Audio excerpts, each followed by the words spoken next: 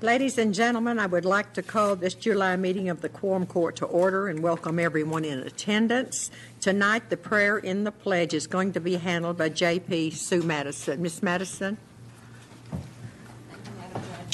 Thank you, Madam Judge. I'm very honored that the pastor from First United Presbyterian Church, our church here in Fayetteville, has agreed to lead us in prayer tonight, the Reverend Phil Butin.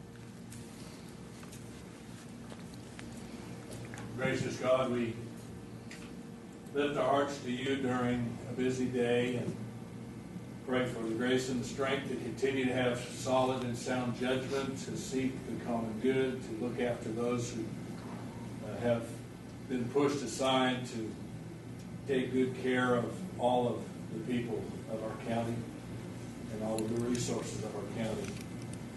And so we commit to you these minutes and ourselves and our decisions. Amen. Amen. Amen. I pledge allegiance to the flag of the United States of America and to the republic for which it stands, one nation under God, indivisible, with liberty and justice for all. Thank you, J.P. Madison. Today, I received a resignation from Mr. John Furman, effectively immediately as J.P. for District 11. He stated this was due to personal reasons and future obligations. Do we need to make a motion to accept this, Karen? No, at the next Quorum Court meeting, we will have a resolution declaring the vacancy. Okay. This was a surprise to me, so I know it is probably a surprise to a lot of the others, too. The next thing I have is adoption of the agenda. Do I have a motion to accept make a motion to adopt the agenda? 6.9. Roll call. Judge, roll call. We need roll call. Judge, you need to do roll call still. I'm sorry. Carly, would you call the roll, please? Shook me up. Daniel Balls. Here. Harvey Bowman. Here. Rick Cochran. Here. Robert Dennis. Here. Lisa Ecke. Here. John Furman. Ann Harbison. Here. Sharon Lloyd. Here. Tom Lundstrom. Here. Eva Madison. Here. Sue Madison. Here. Joel Maxwell. Here. Joe Patterson. Here. Butch Pond. Here. Bill Ussery. Quorum present. Now we'll have the adoption of the agenda. Do I have a motion to adopt the agenda? Okay. Let me see, what have I got in here?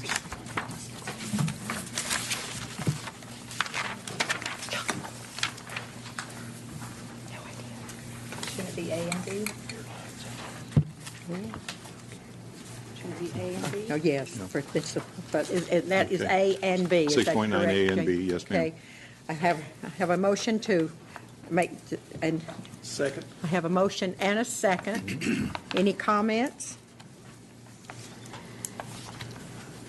Carly, would you call the roll, please? Eva Madison. No.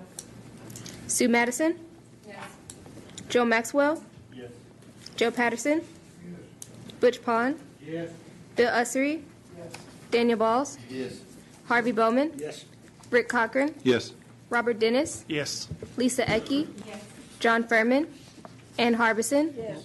Sharon Lloyd. Yes. Tom Lundstrom. That's accepted. The agenda has been adopted. Approval of minutes. Due to the time restraint, these minutes are unavailable at this time for consideration. They will be emailed out to members once they're completed for the approval at the August Quorum Court meeting. I'm sorry for the inconvenience. Next thing we have is the financial report. Mr. Cochran. Thank you, Judge. First item up, 6.1, is a resolution authorizing a grant application to the Arkansas Department of Environmental Equality, Solid Waste. Attorney Jaga, would you please read the ordinance? A resolution authorizing the submittal of a grant application to the Arkansas Department of Environmental Quality, Solid Waste Management Division. Whereas it is the desire of the county judge and the county's Environmental Affairs Office to submit a grant application to the Arkansas Department of Environmental Quality, Solid Waste Management Division, and Whereas said grant will be used to improve and expand environmental and educational services, and whereas amount of said grant is approximately $19,550 with no match required by the county. Now therefore be it resolved by the Quorum Court of the County of Washington, State of Arkansas, Article 1, it hereby authorizes and approves the submission of the grant application as stated above. Thank you, Attorney Zega. This ordinance, the amount of $19,550 may not be the full amount that we receive, since the state will fund a certain amount and all the counties that have requested will share, and cities as well. So this will be the maximum that we could do. I move to pass 6.1. Have a motion. Do I have a second? Second. Have a motion and a second. Any discussion? Any public comment? Carly, would you call the roll, please? Eva Madison. Yes. Sue Madison. Joe Maxwell. Joe Patterson. Butch Pond. Bill Ussery. Daniel Balls. Harvey Bowman. Rick Cochran. Yes. Robert Dennis. Yes. Lisa Ecke. Yes. John Furman. Ann Harbison. Yes. Sharon Lloyd. Yes. Tom Lundstrom.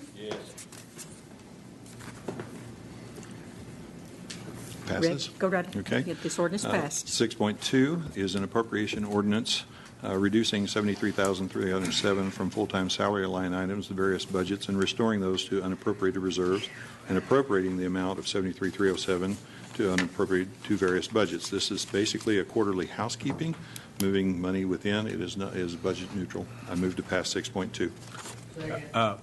Mr. Chairman, Oh, Need to sorry. read. Mr. Zega, I will allow you to read the ordinance. I'm sorry. it's all right. An ordinance reducing the amount of $73,307 from full-time salary line items in various county budgets and restoring those funds to unappropriated reserves, and appropriating the amount of $73,307 from unappropriated reserves to various budgets for 2015. Article 1. Appropriations are hereby reduced by the total amount of $73,307 from full-time salary line items in the various county budgets for 2015 as outlined in Attachment A and summarized as by fund as follows. These funds shall be restored to unappropriated reserves in all funds. General, $27,255. Road, $7,974. Jail, $38,078 for a total reduction of $73,307. Article 2. There is hereby appropriated the total amount of $73,307 from unappropriated reserves to line items of various county budgets as outlined in Attachment B and summarized by fund as follows for 2015. General, $27,255. Road, $7,974. Jail, $38,078 for a total appropriation of $73,307. Thank you, Attorney Zega. I move to pass 6.2. I have a motion and a second. Any discussion? No good discussion, Carly. Please call the roll. Eva Madison. Do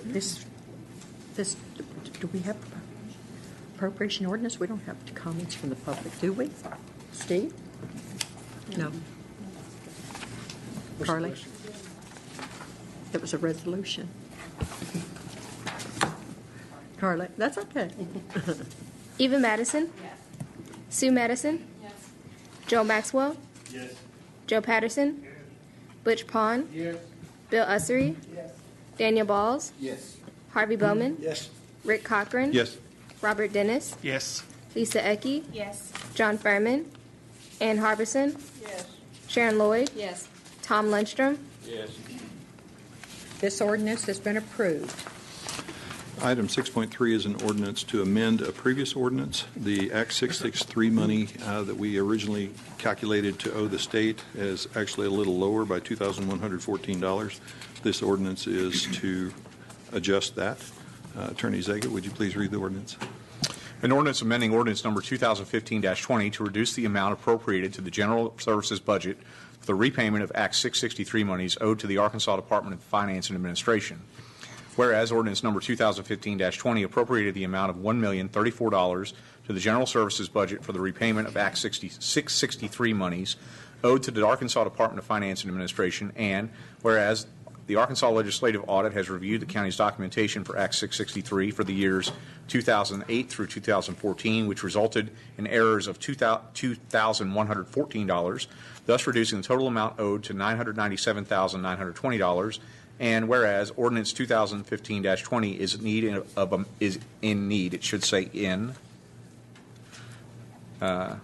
need of amendment to reflect such. Now, therefore, be it ordained by the Quorum Court of the County of Washington, State of Arkansas. Article 1, the other professional services line item of the general services budget is hereby reduced by $2,114. Article 2, the Washington County Treasurer is hereby directed and authorized to reduce the final installment to the Arkansas Department of Finance and Administration by $2,114.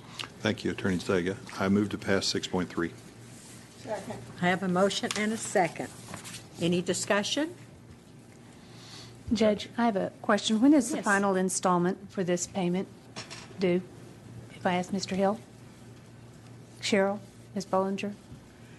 It's actually, if you pay it monthly, it will be like after the first of next year, there'll be a couple of payments next year. But whenever you voted on the ordinance, you said that we would look at it towards the end of the year, and if you have the money, you probably would go ahead and pay it on this year's budget. Okay, thank you. Thank you. Thank you, Judge.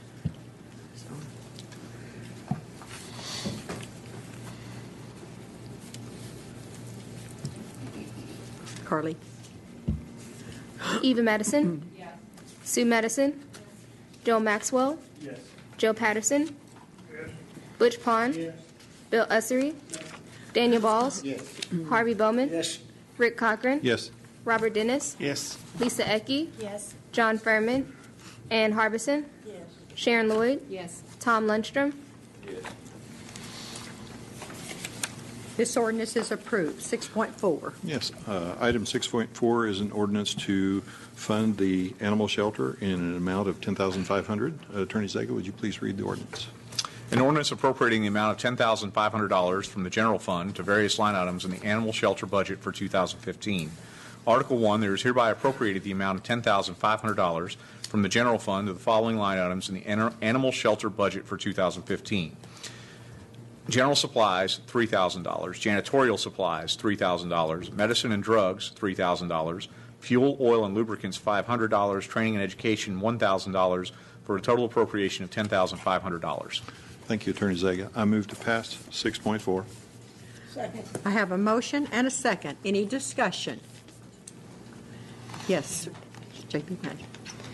So I shared with Ms. Ledgerwood that I was a little conflicted on this the other night. Now, I know we had asked some questions. She may have more information to present. I'll leave that to the judge's discretion. But one of the things I wanted to mention was I was a little frustrated at the memo we received from the county judge's office about this request, because I was really sort of on the animal shelter side until I got the memo, unfortunately, because the history on this issue is that there had been a point in time where the shelter was short-staffed and they had to close down for some hours to the public because of that staff shortage. And we sort of struck a compromise and gave them, I think, a part-time person. And in exchange, we were told that immediately the shelter would reopen to its usual hours. My understanding is that these additional expenditures that we're talking about have nothing to do with personnel, not a bit. We're not talking about anything in the personal services category. And to my knowledge, personal services was not cut in the budget for this year at all.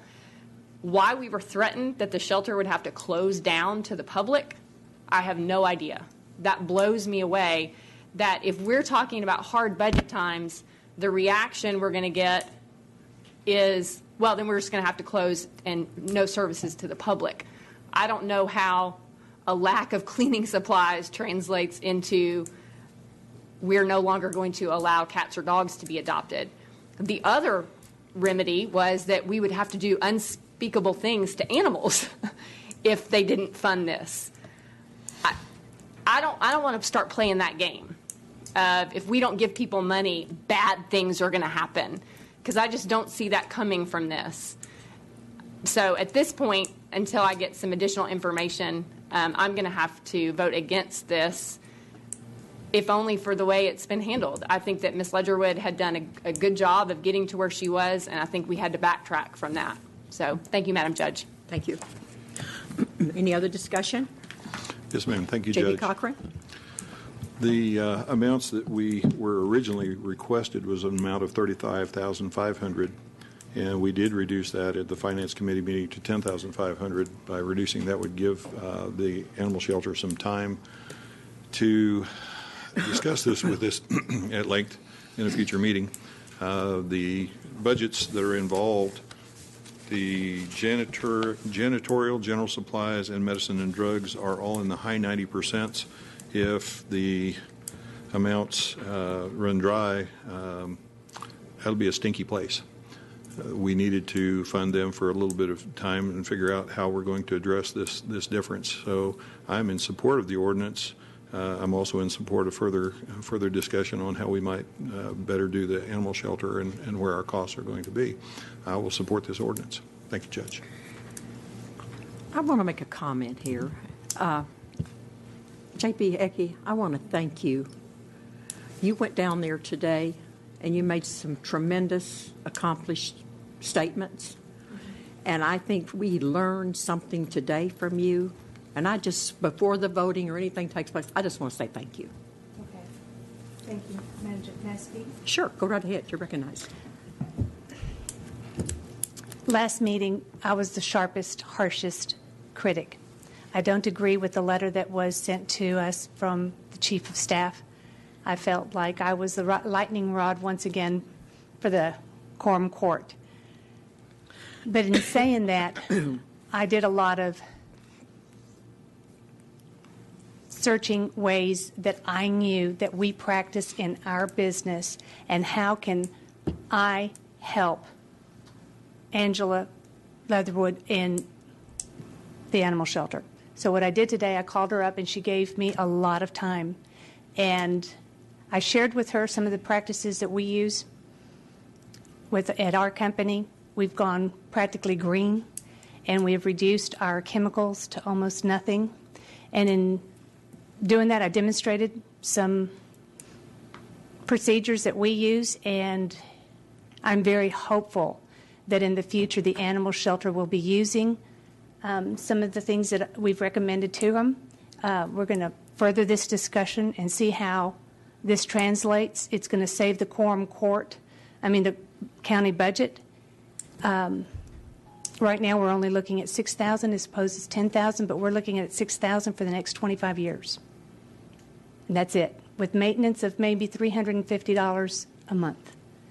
If those numbers all hold, and they should, we're going to be saving a lot of money.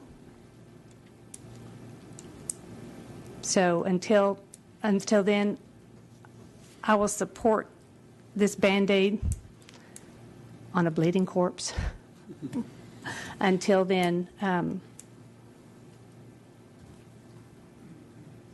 I ask that we just help fund this a little bit more, and then in the near future, perhaps at the next Quorum Court, we'll be able to proceed and show you all how much we're going to save on janitorial supplies and cleaning supplies and sanitations and whatnot. It took me, 3 hours to explain this whole process? But I'm very excited.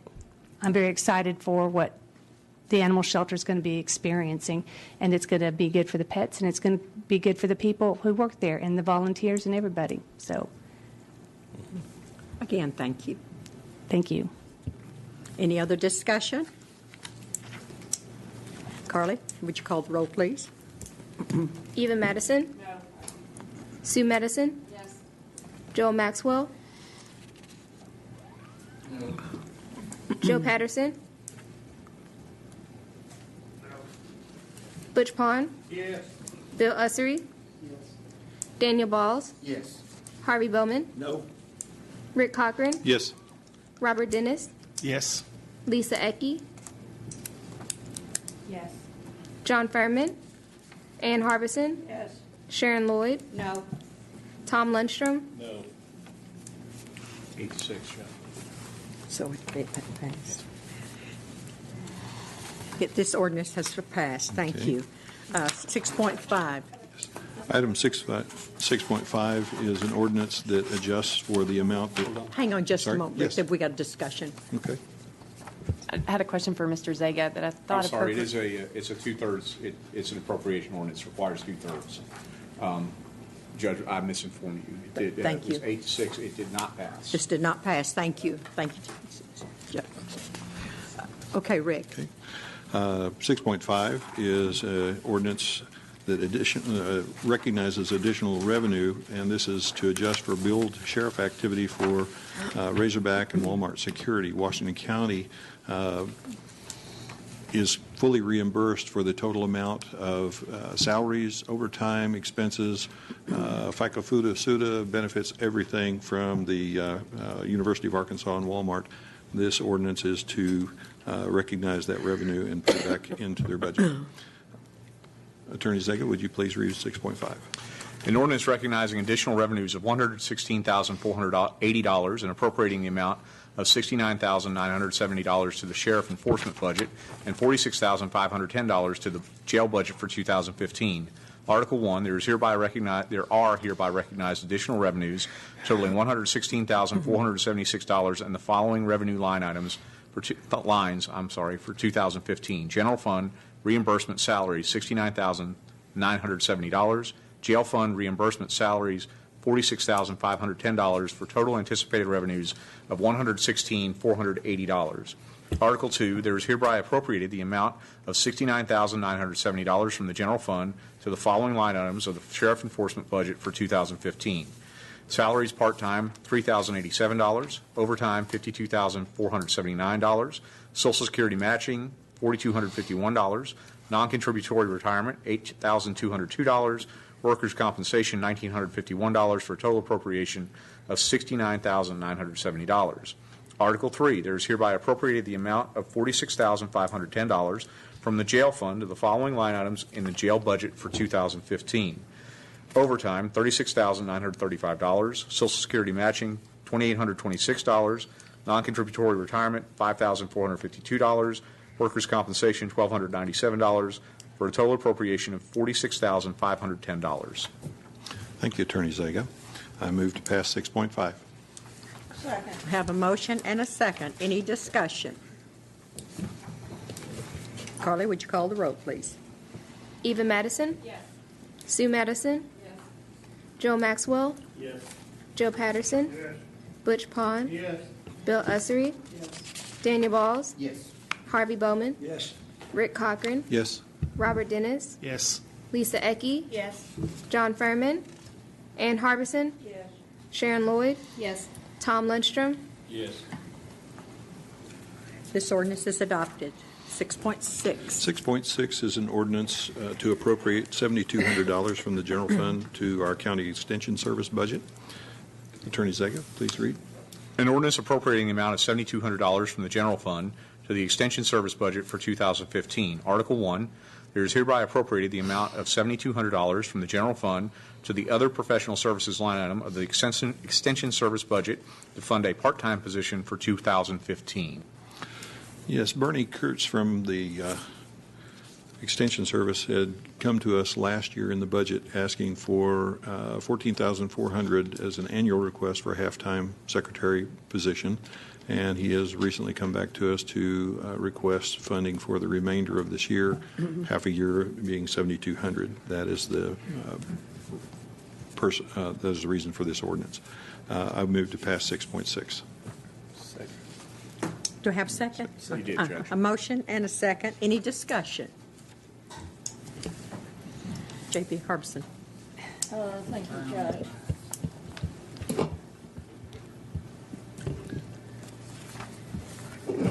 Last year, the chair of the Finance Committee, Candy Clark, talked to the department heads, and we made some step cuts. But she told the department heads, and with consensus of the court, there was not a vote, but that if a department needed funds, to come to the court and ask for those funds. And so that's what's happening. And I realize, it might be the state, but, the bottom line is we are the local government. And we are the ones that benefit the most from this part-time secretary, because she's going to take care of the soil samples, which has to do with the water quality of the Illinois River. And this is very important, and also for the water quality of Beaver Lake.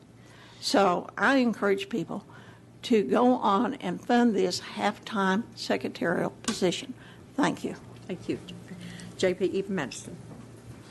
Thank you, Madam Judge. I just wanted to clarify.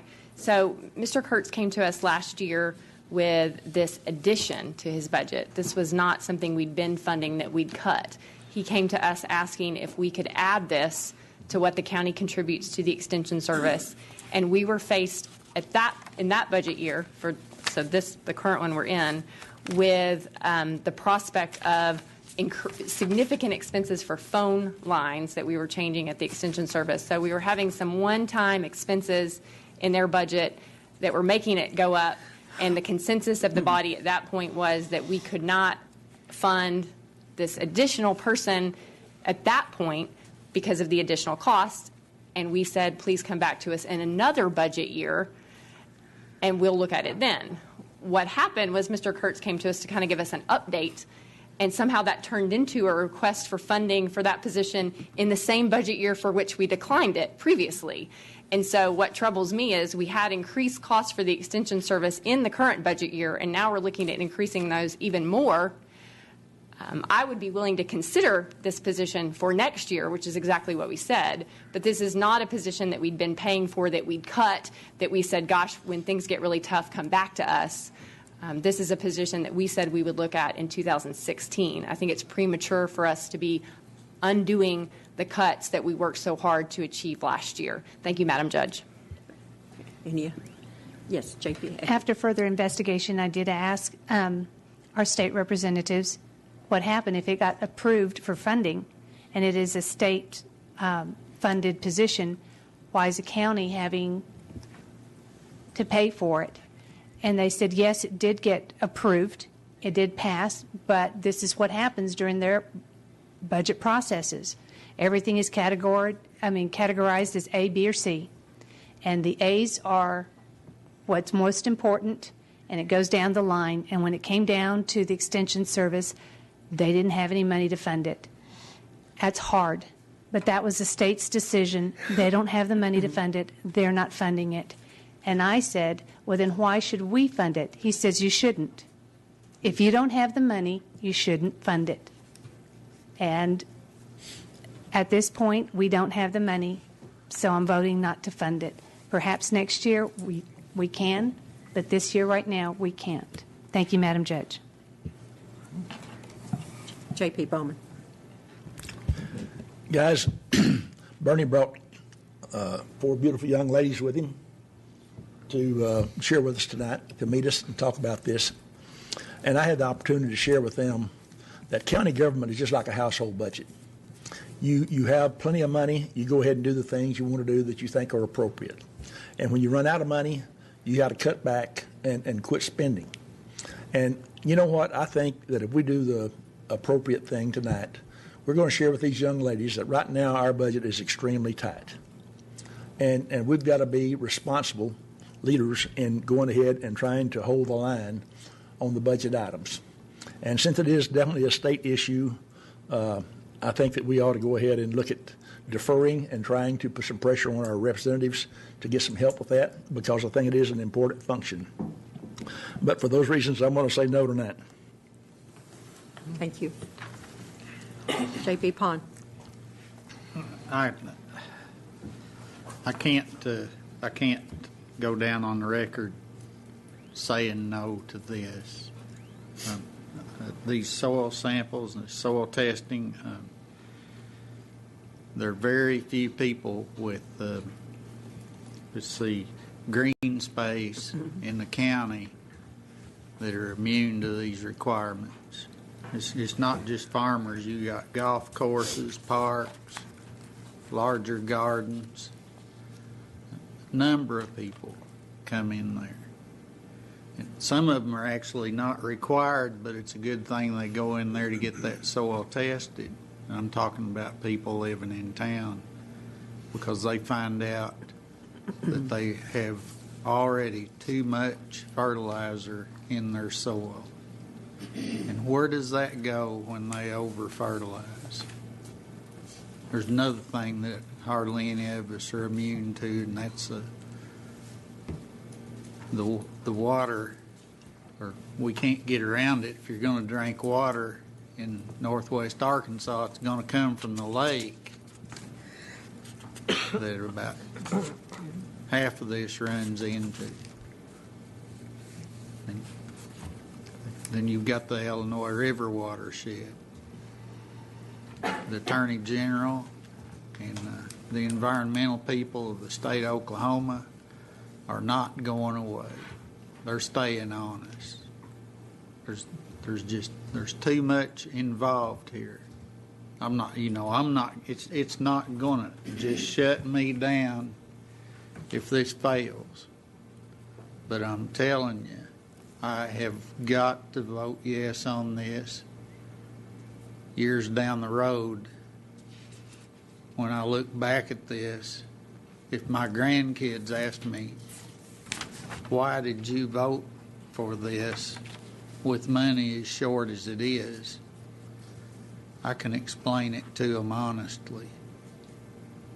Don't have an argument or a fight with any of you. I'm just explaining to you why I have to vote yes. We're not completely out of money. If we're short on money, we always have been. I'd like to have a little bit more money at my house. But you've got to pick and choose what the important things are that you spend your reserve, whether you've got a lot of reserve or not enough. Thank you for patiently listening. J.P. Lundstrom. I just want to echo a little bit of what J.P. Ecke had to say. It really aggravates me that the state is so poor that they can't give these people $14,000 a year, but they can raise legislators' salaries from $14,000 to $45,000, and they can send thousands and thousands of dollars home every year with these legislators to buy votes with. You know, and I know that's what happens because I've got a daughter-in-law that is a state legislator. But we don't have money to fund, what last year needed to be funded. They just decide, well, we're not going to do that. And I think they're the ones that need to be to blame for what happens here and not Washington County Court. Thank you, Madam Chair. J.P. Sue Madison. Thank you, Madam Chair. First, let me remind everybody of what I brought up at the Finance meeting. Every year, there's a class of 40 Master Gardeners that go through a training at the Extension Office, and they are obligated to give back 40 hours of service. And some of that can be with office help, answering telephones, that kind of thing. There's also a Master Composter class. I think it's smaller, but there is a similar obligation there. And I will be voting no for several reasons. One, that this was not supposed to come back to us now.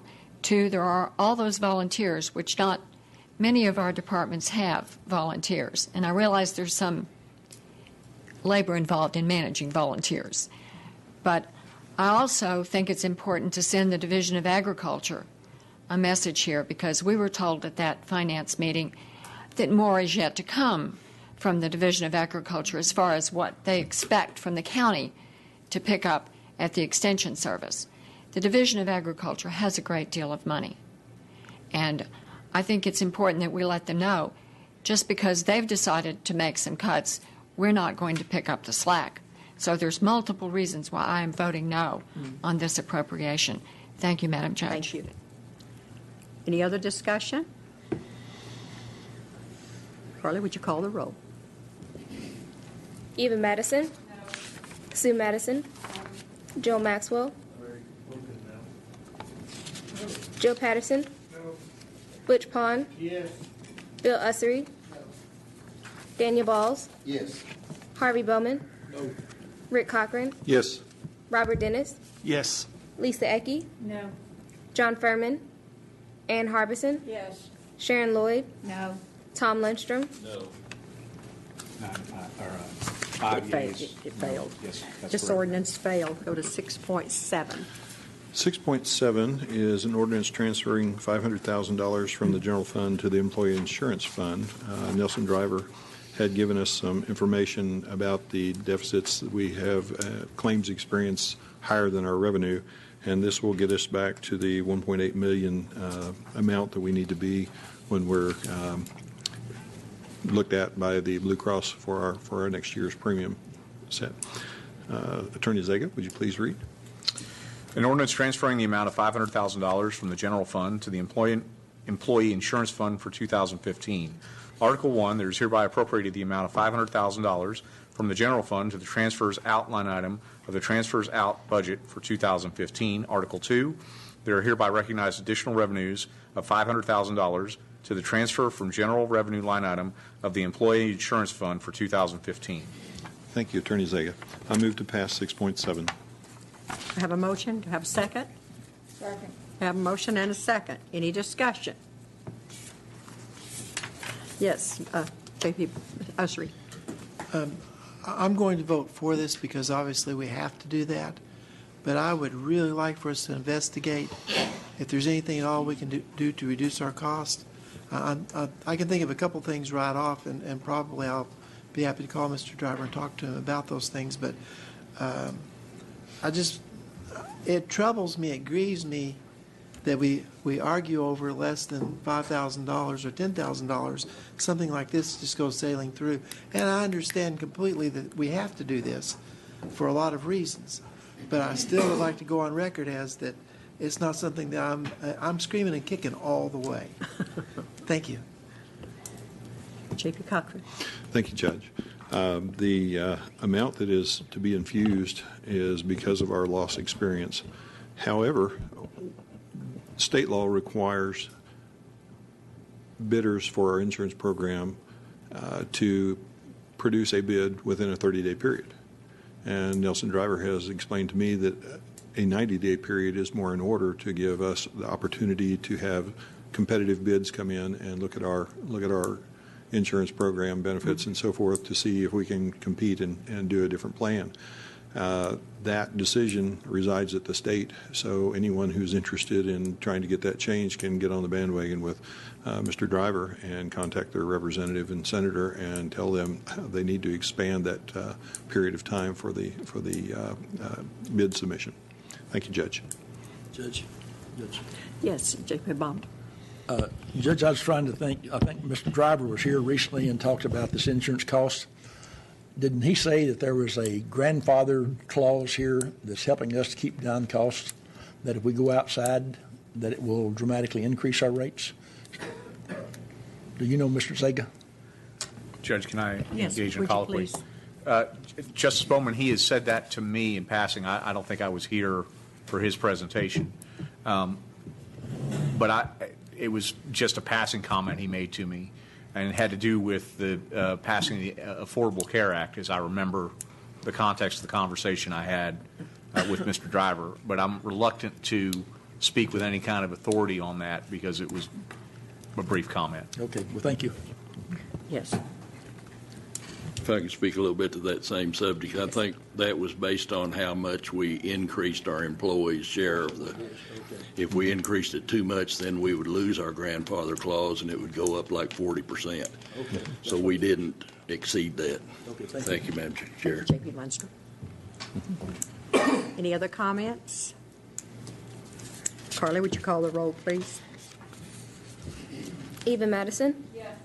Sue Madison, Yes. Joe Maxwell, Yes. Joe Patterson, Yes. Butch Pond, Yes. Bill Ussery, Daniel Balls, Yes. Harvey Bowman, Yes. Rick Cochran, Yes. Robert Dennis, Yes. Lisa Ecke, Yes. John Furman, Ann Harbison, Yes.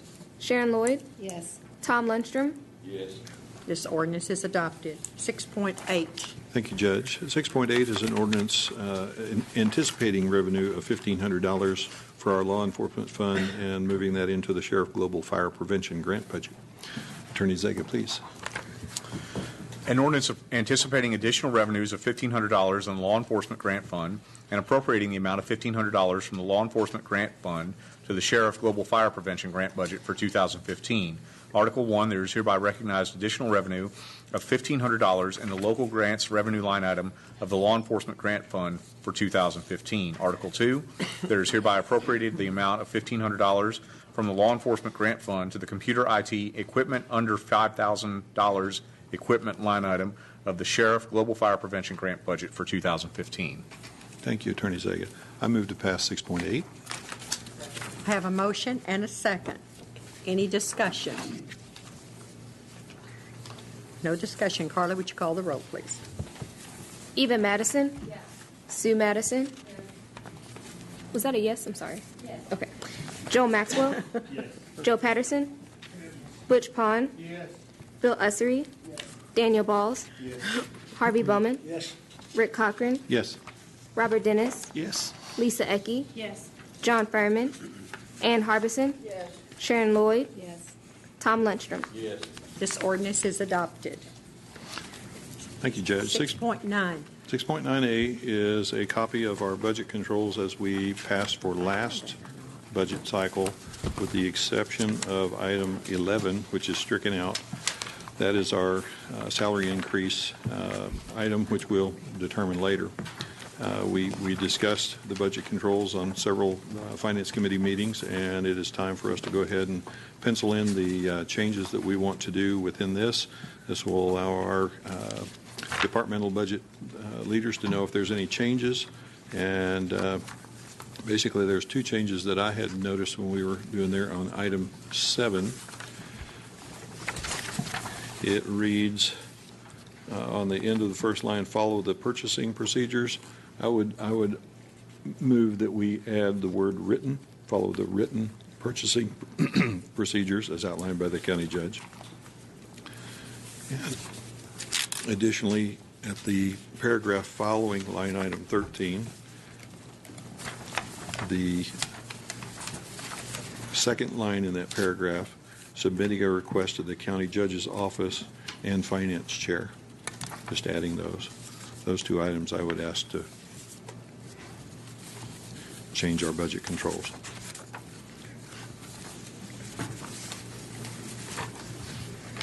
Now, you've gone to the 6.9A. 6.9A, yes. So now, I've also got one here by Joe Patterson, 6.9B. So do we need to vote on 6.9A first, or what do we need to do, Joe? Actually, what I had hoped to do is go through and get some of the revisions in. We had some discussion at our last Special Finance Committee on some items that were brought up by the non-Finance Committee members that we may want to include, and this allows them to have a vote and say in these budget control line items. May I engage in colloquy? Yes, would you please? Justice Cochran. Justice Cochran, are you? Is it your pleasure to sort of open this up for broad discussion? Maybe we didn't clarify that. Open this up for broad discussion amongst the JPs at this time. Yes. And then, if you come up with a product tonight, great. And if you don't, that's up to you and your fellow justices. But we have discussed some items that are, I feel, fairly significant in the way that it would affect county budgets, and if they have enough strength within the full court, then we should know about it, and they should know about it as well. So that's my purpose for bringing it up tonight. Judge, it sounds to me like there just needs to be discussion on these. And so we're not going to take a motion or anything. We're just opening the floor for discussion. Is that correct? Well, yes, we can't pass it as an ordinance at this time because this budget control becomes part of our whole budget packet, but we can get the revisions in there so that the departments, if there are any changes, can understand what it would. A couple significant ideas were brought forward in the last meeting regarding line item transfers, and it did not pass in the committee, but it's possible that it could be passed over the full quorum court, which is the vote that counts. I am totally confused. Okay. Judge, maybe again, if I could engage Yes, would Justice you Cochran, please? maybe the appropriate thing to do would be to go ahead and move to pass the budget controls. I would suggest that. If there's a second, the budget controls is 6.9A. If there's a second, and then your fellow JPs can move to amend them as they see fit. It sounds like a good plan. I move to pass Budget Control 6.9A. So now we have a motion. Do we have a second? I have a second. Okay. Now I'll make my motion to amend item 7 to include the word written purchasing procedures instead of just purchasing procedures, and also in the paragraph following 13 where it says request of the county judge's office and add and finance chair. The floor is open for discussion. Judge, sorry. Need a Go second? right ahead.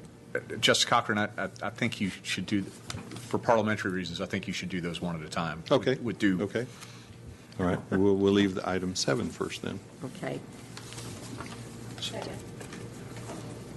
So now we got a motion and a second for one item? Is that what we're talking about? Paragraph Right. 7. Paragraph Okay. 7, adding the word written in there.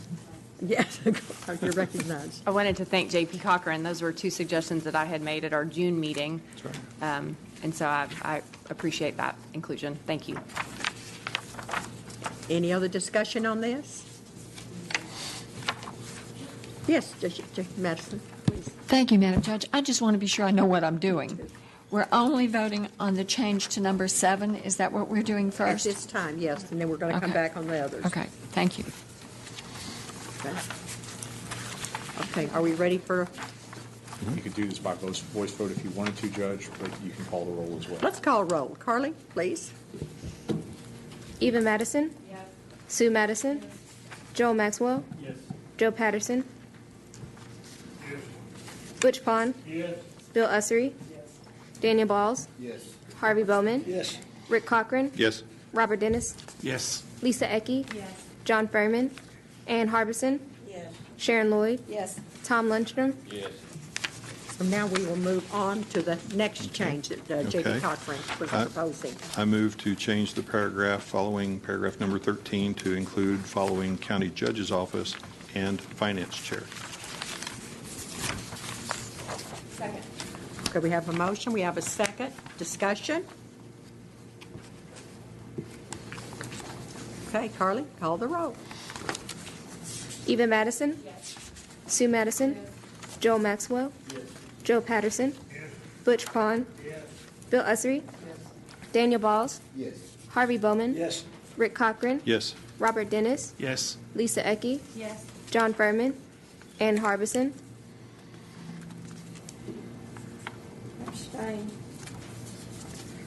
Sharon Lloyd. Yes. Tom Lundstrom. 6.9A, budget control has passed. That's just No, Just amendments, I'm sorry, yes. So now we're ready to go to 6.9B. You still have the Well, main motion on the we still floor, have the Judge. main motion on 6.9A. I'm sorry. 6.9B basically is some discussion and some information presented by one of the other court members. Justice Maxwell had presented some ideas, so if he wants to present them. I think we have a question on the floor. I think we're several, yeah. So, We need to do one at a time. Right, but they kind of go together. okay, let me recognize J.P. Harbison. Okay, on budget controls, then we have in place, and you've made a motion. You've made a motion that we accept 6.9A with those 2 amendments. Is that correct? Right. Do you have a second to that? You did. Yes. Yes. Yes, he did. Okay. Uh-huh. All right. That's all I Yeah, need thank to you. know. Okay. Did one of you folks have a question? Point of order? Okay. Yes, J.P. Madison. Yes, Judge. Okay, I'm sorry. But it was addressed. It was addressed. Okay, thank you, sir. J.P. Madison. I'd like to speak to 6.9A. Thank you, Judge. I think that the process that the committee has been through for these, I think the budget controls still need a lot of work. Every time I go over them, I find more things that I'd like more information on or additional things I'd like clarification on. Because I'm not on the committee, I've had a hard time, I think, voicing those concerns. And so I just want to go through some of these. I can't support these in their current form, and I think I have too many questions that can't be answered tonight to be able to amend satisfactorily to get them through. I'm frustrated with what to do with them. To send them back to committee where I don't have a vote is not very productive. But so I'd just like to address some of the things and put them out there while we're in a body where we can all vote. On category number 1, personal services, so this is the first number 1. One of the issues that I think we ought to consider adding into that category, presuming that it complies with auditing standards, is that I think all of us believe that vehicles are being provided as a form of compensation, and I feel that those should be added to personal services for purposes of budgeting. If they're part of an employee's compensation package, that should be included in fringe benefits. Then speaking to the second number 1, it says with the exception of grant funds. I realize grant funds sort of come to us as gifts. We should accept them. I was confused, however, why they're not being processed through the committee.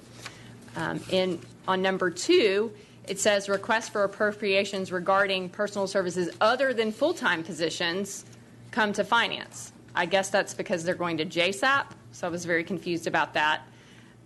Number 3, we had a lot of discussion about number 3, about line item transfers. I read the portion of the handbook from the Association of Counties that our comptroller provided to us, and in the paragraph after the portion that we received highlighted, it specifically mentions that a court can set limits on line item transfers. And I know that there was some debate. I think we could start with a generous limit, but I think we need some kind of limit if we are to spend any time at all on line item transfers in our budget process. We had proposed 10% had been proposed to the committee. Maybe we could start with something bigger, 20%, just to get people sort of adjusted to that concept. Feedback that I've heard is that, and this is a valid concern, is that sometimes the elected official or the department head thinks they've done it right, and they get halfway through their budget cycle and they get contrary direction from the comptroller's office. So they properly budgeted in line item 1,000 for something, and then they're told, no, this goes in 2,000. And the only way for them to accomplish that quickly is to do this line item transfer. And I think it would be cumbersome for them to have to come to us. There has to be a set of rules that apply at the beginning that the department heads and elected officials can rely on all the way through the process. Mm-hmm. And we need to be sure that that process is perfected so that we're not creating work for our department heads. But if we are to spend time doing line item budgets, then we have got to do some kind of control over those line items. I also still think very serious attention needs to be given to line item transfers into a budget that we have zeroed out. I think that's a big deal. It's not been addressed. Number 4 says additional appropriations must be approved by the quorum court. I think that's a little vague. Number 6, appropriations for use of grants may be made by ordinance. I think that probably should be must, I guess. And then if you go down to the 5th line, or it's actually the 4th line is where the sentence starts. It says, if approved by the grantor, speaking to a grant, line item transfers involving supplies, other services and charges, and capital outlay categories can be made at the discretion of the comptroller's office. So that seems to say that there's some kind of discretion going on in the comptroller's office as to whether a line item transfer is made. That's a little confusing to me. Do we have line item transfer capability right now, or do we not? Or is it up to somebody else's discretion that's not us? Continuing on, there's a sentence in paragraph 6 that says the quorum court must approve in-kind cost for grants prior to grant acceptance. I think that means like some kind of cost sharing, but it said in-kind. So again, I'm not totally following this. Number 12 on the final page says grant funds are tracked separately and in accordance with grant regulations. If any money is advanced by the general fund, the comptroller recoups the funds advanced when the grant funds become available and does not require quorum court action. I don't know how that's possible because we've been told numerous times that you can't do some of this stuff without coming back to the quorum court, and that ordinances are required, and ordinances are expensive. But it seems somehow we found a loophole there. And then the final sentence in paragraph 12 says reimbursement revenues are not subject to automatic appropriation to a particular budget. I don't know what that means. Number 13, approval must be provided to the comptroller's office by the county judge for line item transfers within the county judge emergency budget. I think that means the county judge has the discretion to approve, but the way it's sounding like the judge must approve it and doesn't have discretion. So I think we need to work on these, and I'll also say I know we have some of our elected officials here that received a memo that came from the Finance Committee this week, and I had no idea that that was going to be sent out to all the department heads and elected officials. But after sort of reviewing it in detail and all the information that we're asking people to provide, frankly, I find it oppressive. And I don't know how the new system of trying to simplify the budget process means that we give our elected officials and department heads 3 pages of what seems to be a lot of busy work. I mean, that looked like it could take up days, if not weeks, of time to compile. And I question whether this body or any one person on this body really has time to look at all of that prior to making a decision on your budget. If it were up to me, I would much rather have, I know it can be miserable sometimes, so maybe I'm making an unfair analogy, but I would rather come to a budget meeting and get questions for 10 minutes or 20 minutes than have to compile all that information that might take me days and might not ever get reviewed. So I'm not sure what we're doing with our finance and budget process right now, because this court is not unified on this process. And I think we need to revisit these controls and revisit the process. And I wish there was a way that we could do it as a body, because I think there is division on the court. So I will leave it at that, but I think we need to do more work. Thank you, Madam Judge. Thank you. Yes, J.P. Coffin. Yes, thank you, Judge. The last thing that you mentioned about the document that was sent to the elected officials, well, if you'd have stayed for the whole Finance Committee meeting, you would have enjoyed finding that. I don't know if what you've mentioned on the budget controls is an amendment or just exactly what. It was informed in the process of an amendment. But we have been discussing this, and if we are going to employ any line item transfer restrictions, I think that the department heads need to know about it as soon as possible before they go and do their budget. So this is your chance to put together the adjustments or amendments. We've talked about it several times. If we go back to committee and you leave, well, what are we going to do? You didn't hear it. I'm disgusted by the fact that so many left that were not part of the meeting, saying they don't have a voice, when I've had an open finance committee for everybody to speak to all the items. Point of order, if you will speak directly to me, please. Yes, ma'am, I will. Monday night, our finance committee met. The court was pretty close to full. We were just missing a couple of people. And we did discuss what was sent out. We were here till about 8 o'clock. And for a JP to say that they don't know what's going on when they didn't attend the entire meeting, I can understand why not. But hang on just a moment. Let me converse with my attorney. Steve, can you?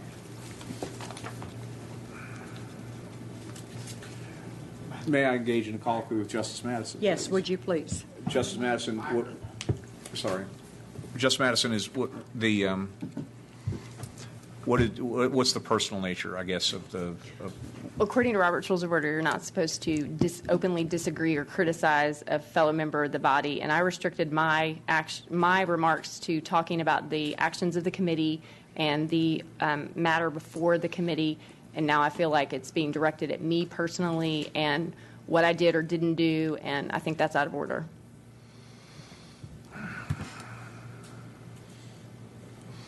Moment, please. Sorry.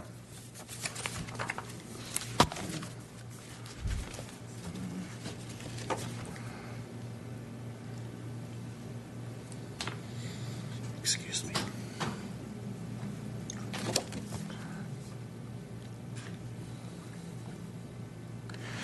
Okay. It's not in my handy Robert's Rules cheat sheet, although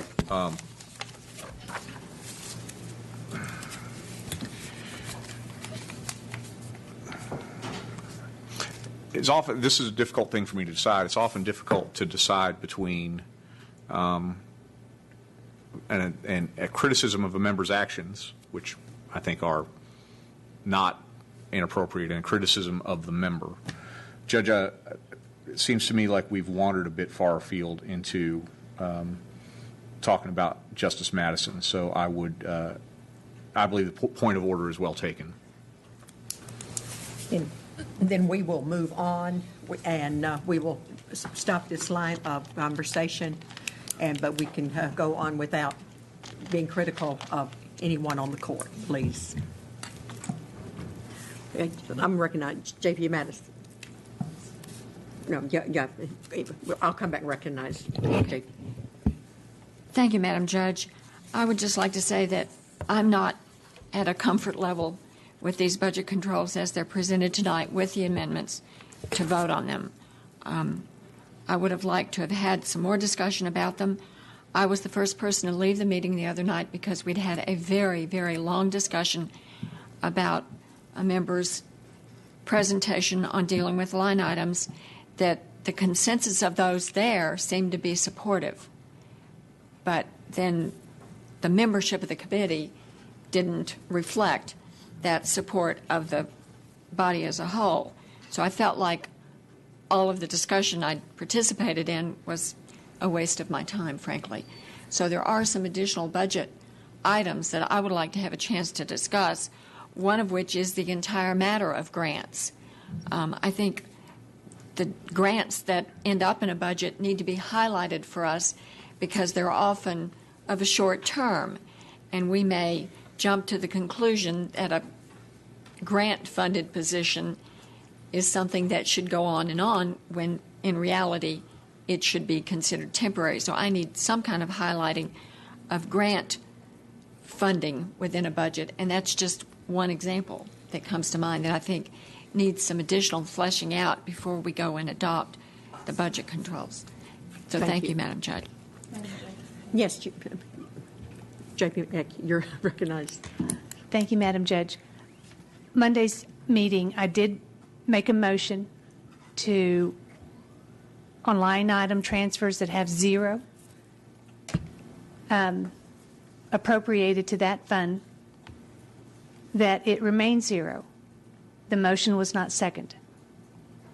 The motion to put percentages on line item transfers that Justice Joel Maxwell brought forward. I made a motion to adopt. I couldn't get a second. Grants were brought up. And I made mention to J.P. Cochran, and he said, yes, I think grants do need to be addressed in that process. And he made notation of it. And that was it. But it was mentioned, and I just wanted to go on record that that was what happened. We couldn't get seconds. We couldn't move it forward for discussion. Thank you. Thank you very much.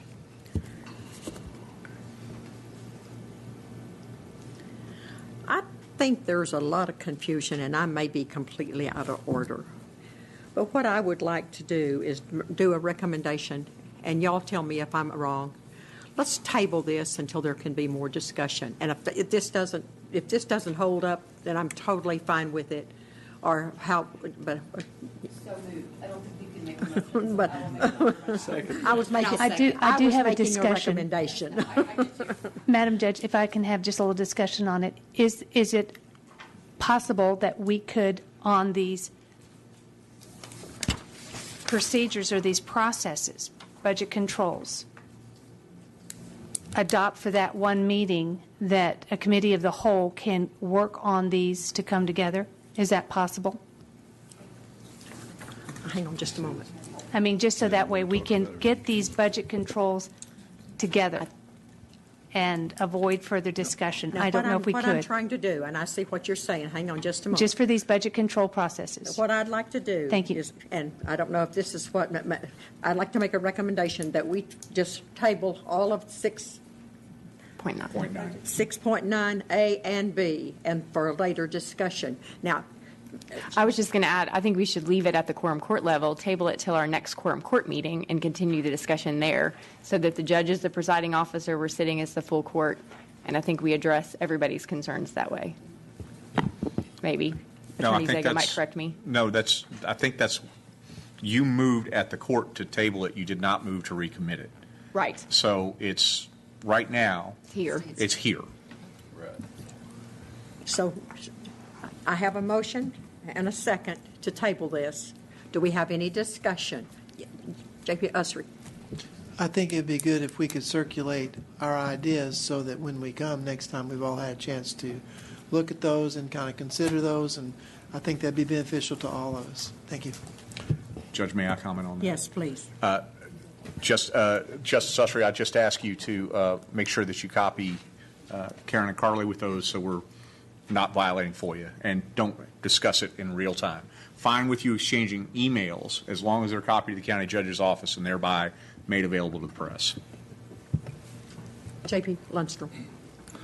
Well, I just wanted to make the point that my problem with the meeting the other night was that while it was indicated that we were wanting to get everybody involved, when J.P. Maxwell made his recommendations, which we all have a copy of here tonight, it seemed to me like we should have at least been able to have an up-down vote on it instead of getting 0 seconds.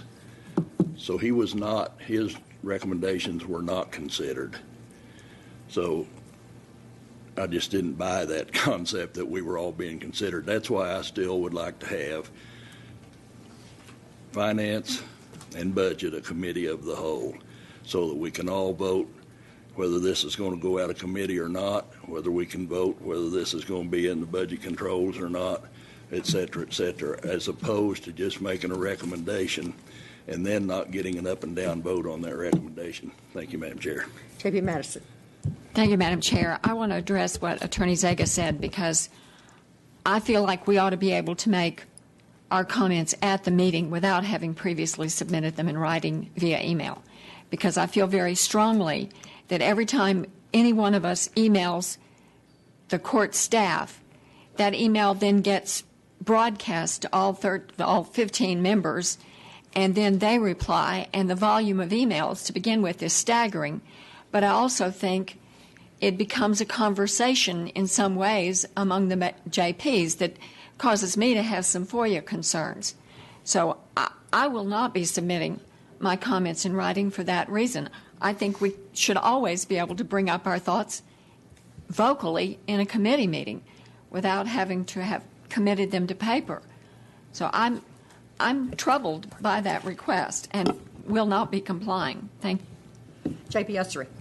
My only concern here is that if you send that, I'm not asking for us to have a conversation in any way whatsoever.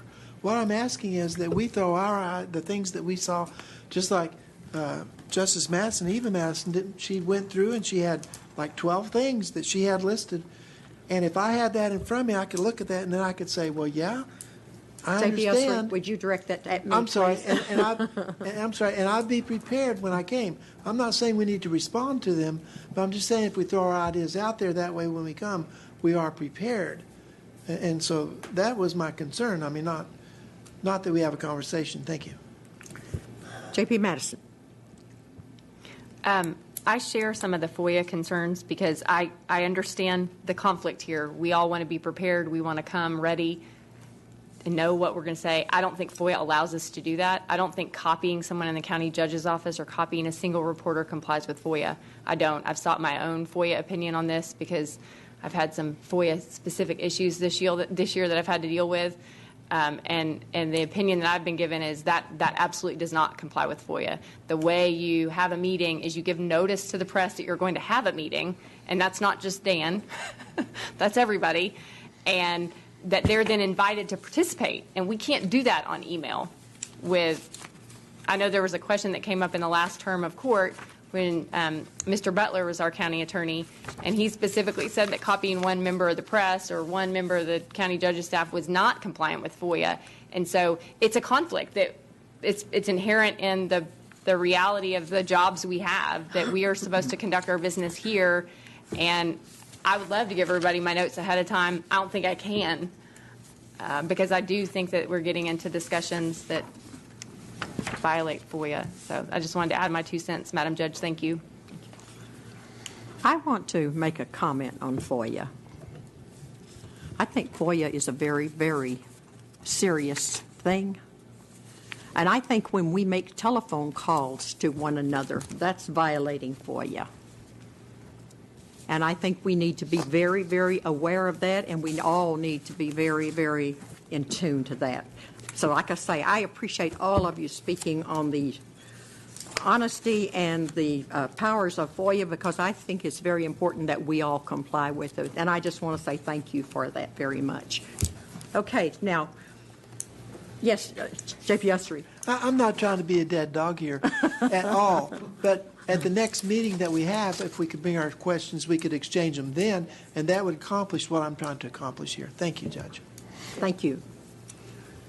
Okay, no other discussion, so we have it on. We've got a motion and a second to table 6.9A and 6.9B to a later meeting. Is that in agreement?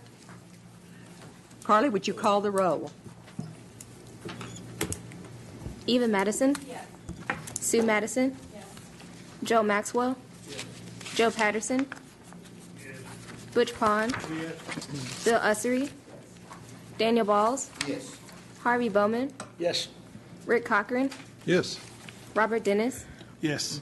Lisa Ecke. Yes. John Furman. Ann Harbison. Yes.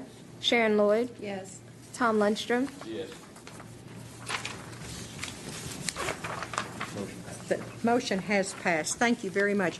The next thing I have is a county judge report. One thing I have already informed you folks is the resignation of Mr. John Furman. Makes me very sad. Took me totally by surprise today. I'm sure that he has his personal reasons, which I do not question, but I just want each one of you to know that is very, very heartbreaking for him to have, decided that he needed to do this. But I'm sure he has personal reasons that he has to do. The next thing I have here, we have issued a news release. And this was an honoring of the 2 state aid projects with our road department that we have received from the Arkansas State Highway. Would you hold that for me? And I just want everyone to see these. We're very proud of them. And so they came from the Arkansas State Highway Department. And these are state aid projects that they've worked with our road department. And that's one thing that I wanted to bring forth to you tonight.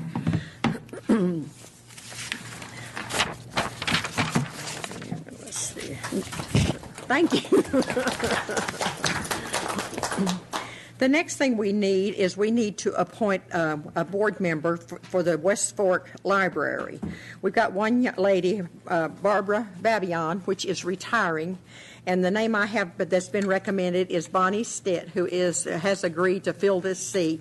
Bonnie is a longtime supporter of the library system and is an active member of the Friends of the West Fork Library. I'm just asking the Quorum Court to confirm this appointment. All in favor say aye. Aye. Thank you very much. We have another little problem here. They have a position that needs to be filled by the Quorum Court for an equalization board member.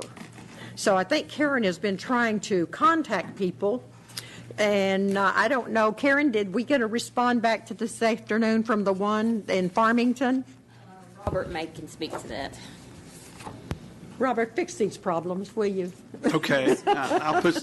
It's Warren Adcock, and he said he would like to, but he just felt like it was, a little pressure there from his wife not to take on more responsibility. However, he said if we didn't have anybody to let him know, and he would reconsider. This is vitally important because we start equalization board meetings the 1st of August, and the cities appoint theirs, the school appoints theirs, and then we have 2 And I hate to see 15 JPs sitting around this horseshoe and us not be able to come up with our 2 equalization board representatives. So I'm trying to shame you in case y'all haven't noticed. If you would allow us to take a personal break, I'll use my phone outside. Let's take a But 5-minute. I won't use it sitting here, so. Let's take a 5-minute break then. Okay. Thank you very much. And then we'll come back, and I think we're, okay. Huh?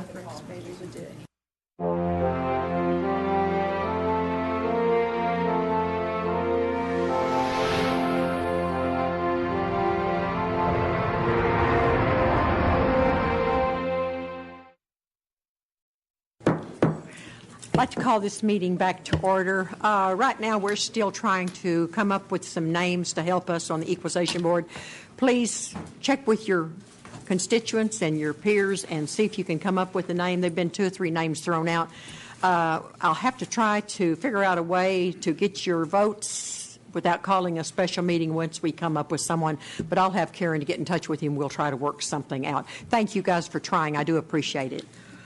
I should state it on here, I guess, for the record. He's still considering it. Okay. He was going to talk to his wife, and then he'd tell us yes or no, but I felt like I'd held you up as long as we should. So. Okay, thank you so much for trying. I do appreciate it.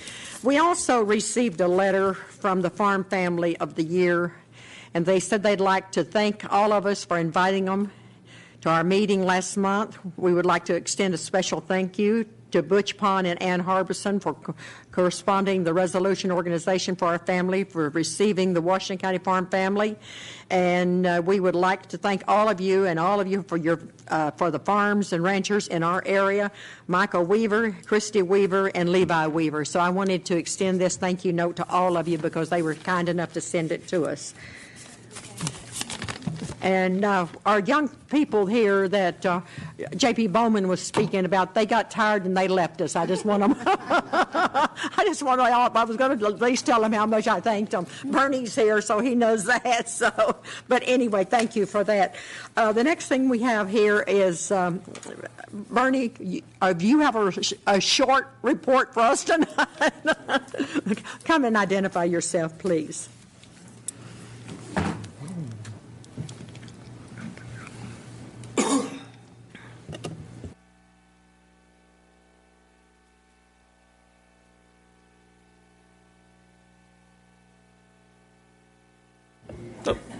Thank you. Thank you, Judge. My name is Bernie Kurtz. I'm the County Extension Agent Staff Chair, and what that translates into, I manage the office that you provide funds to. We, with the full staff, we're 13. This evening, you have a packet before you. I'm not going to cover everything in there, but it's for information about the office, services we provide. One piece I've asked the staff to compile for you to reference at a quick reference is a single sheet. It's on the left. It's a single sheet. My staff, we work in 4 different areas. Some of you met some of our 4-H kids here this evening. So we work in the 4-H Youth Development Program, and highlights of the program are listed right underneath that. And I had to put my glasses on here. The next program area we work in is Family Consumer Sciences, and most of our program efforts in the Family Consumer Sciences lie in the food and nutrition arena, helping young families that are struggling, that are receiving state assistance to learn ways to feed their family at a nutritional level for the better health of their children. And it does highlight some other areas that the program is in. The next area that we work in is certainly agriculture. That's what most individuals see us working in. J.P. Madison mentioned the volunteers of that program, the Master Gardener program, which is one of the largest in the state, and very proud, and Justice Madison is one of those Master Gardeners. I did highlight for your review there under agricultural programs the amount of samples that are submitted to our office for analysis. Largely, you heard this evening about the soil samples. Over 5,000 soil samples are submitted to the office, which is individually handled by a support staff, and then I individually review those, and those results are then sent to those participants for those samples.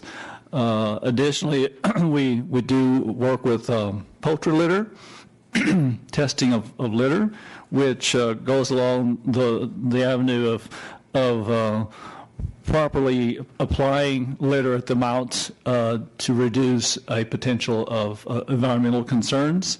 And you can read the other analysis that we do.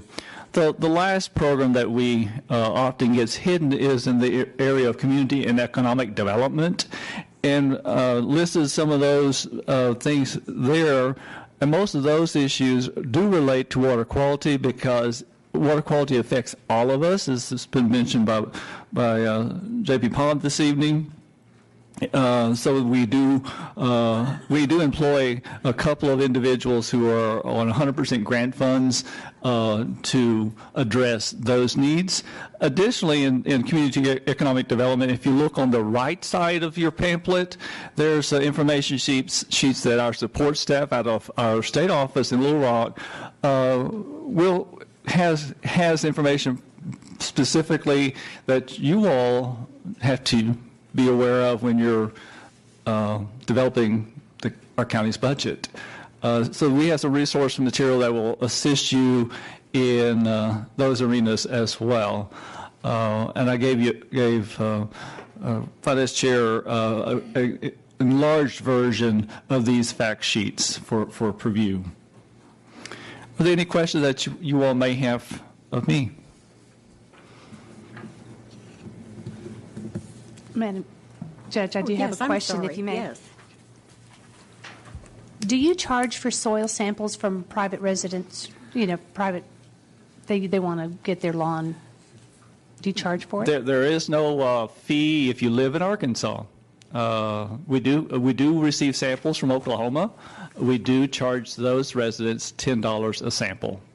In Arkansas, there's a tax on the sales of lime and fertilizer that supports the soil testing program in the actual process in the lab.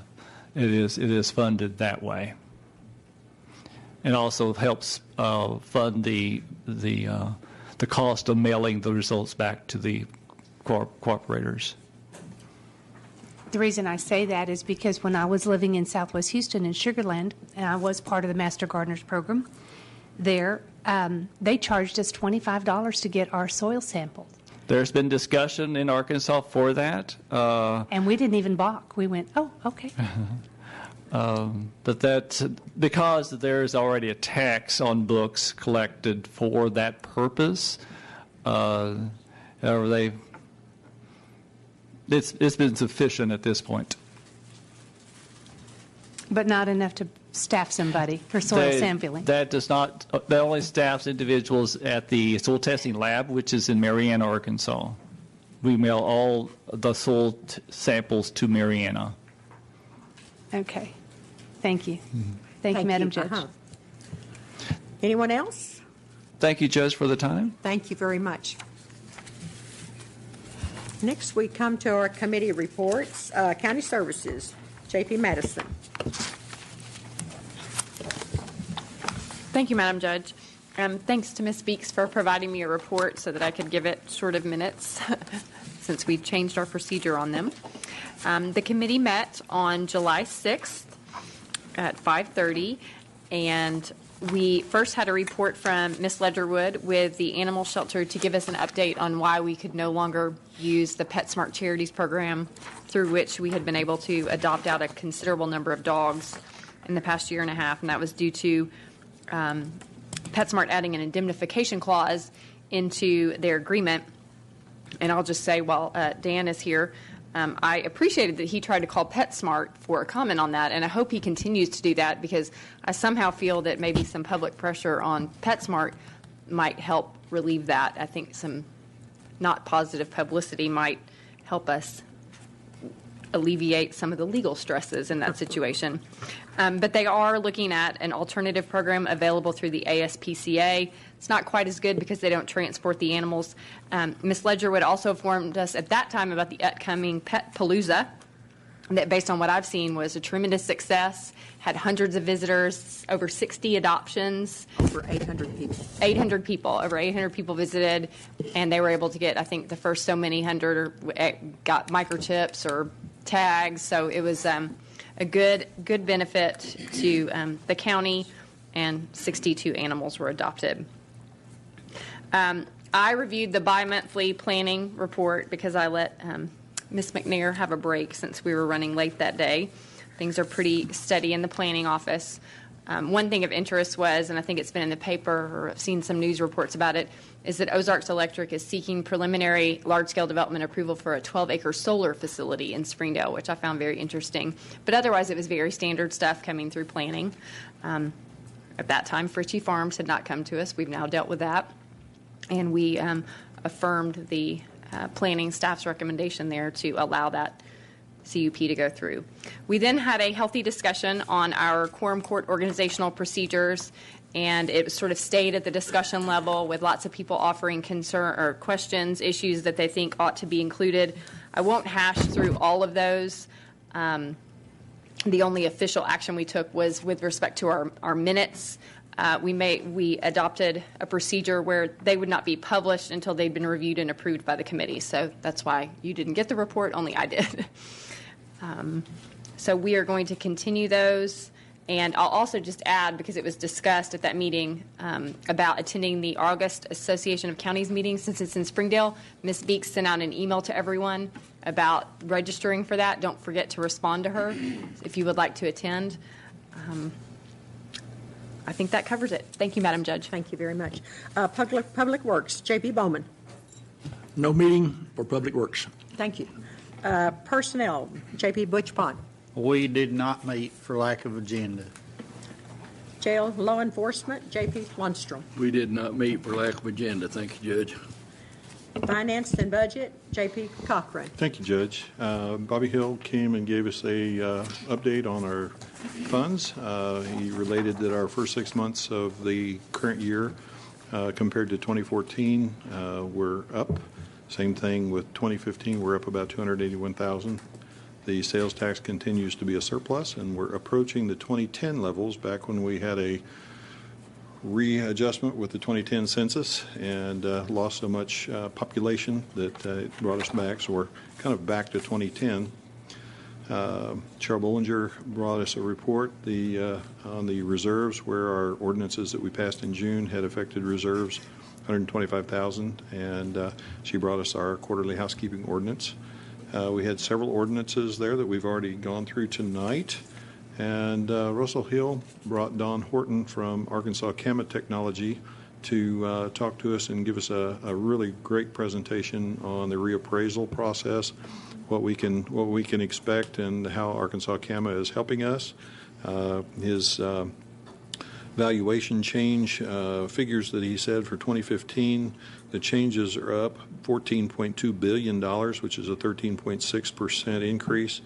He said that new construction of the period 2011 to 2015 is $1.4 billion, and he's estimating existing property taxes would increase 2.4%. And thank you, Judge. Thank you very much. That's all of our committee reports. The next thing we have is number 9. Rick?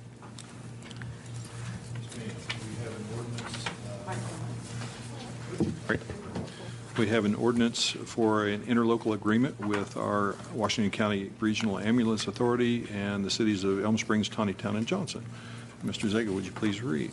An ordinance approving an interlocal agreement for financing ambulance services agreement between Washington County, Arkansas County, the Washington County Regional Ambulance Authority, WCRAA, and the cities of Elm Springs, Tawnytown, and Johnson cities.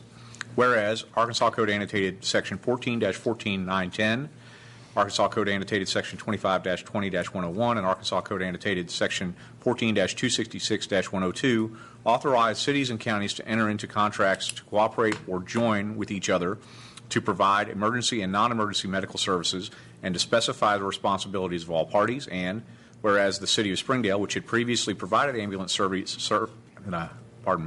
ambulance coverage to the cities of Elm Springs, Tinytown, and the northern half of the City of Johnson and the unincorporated areas of northern Washington County, will cease to provide such coverage on December 31st, 2015. And whereas providing ambulance coverage to the areas no longer served by the City of Springdale will require the purchase of an additional ambulance with related equipment and the training and employment of additional personnel. And whereas all parties acknowledge that the continued provision of ambulance service is crucial for the continued health and safety of the residents of the named cities and the county.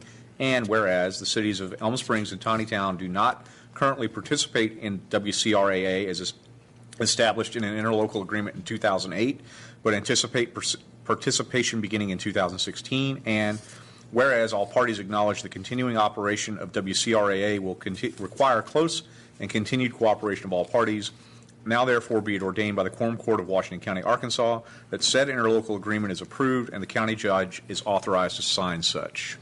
Thank you, Attorney Jaga. This is a pickup of 3 cities into our overall coverage for central EMS. I move to pass 9.1. Wait, Go ahead. it's not an appropriation ordinance. It has to go on 3 readings. Move Okay. to suspend the rules and read the second time by title only. I'll second. I have a motion to suspend the rules and read by title only. Second.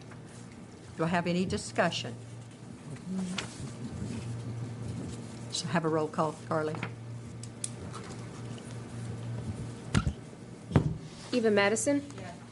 Sue Madison. Joe Maxwell. Yes. Joe Patterson. Yes. Butch Pond. Yes. Bill Ussery. Yes. Daniel Balls. Yes. Harvey Bowman. Yes. Rick Cochran. Yes. Robert Dennis. Yes. Lisa Ecke. Yes. John Furman. Ann Harbison. Yes. Sharon Lloyd. Yes. Tom Lundstrom. Yes.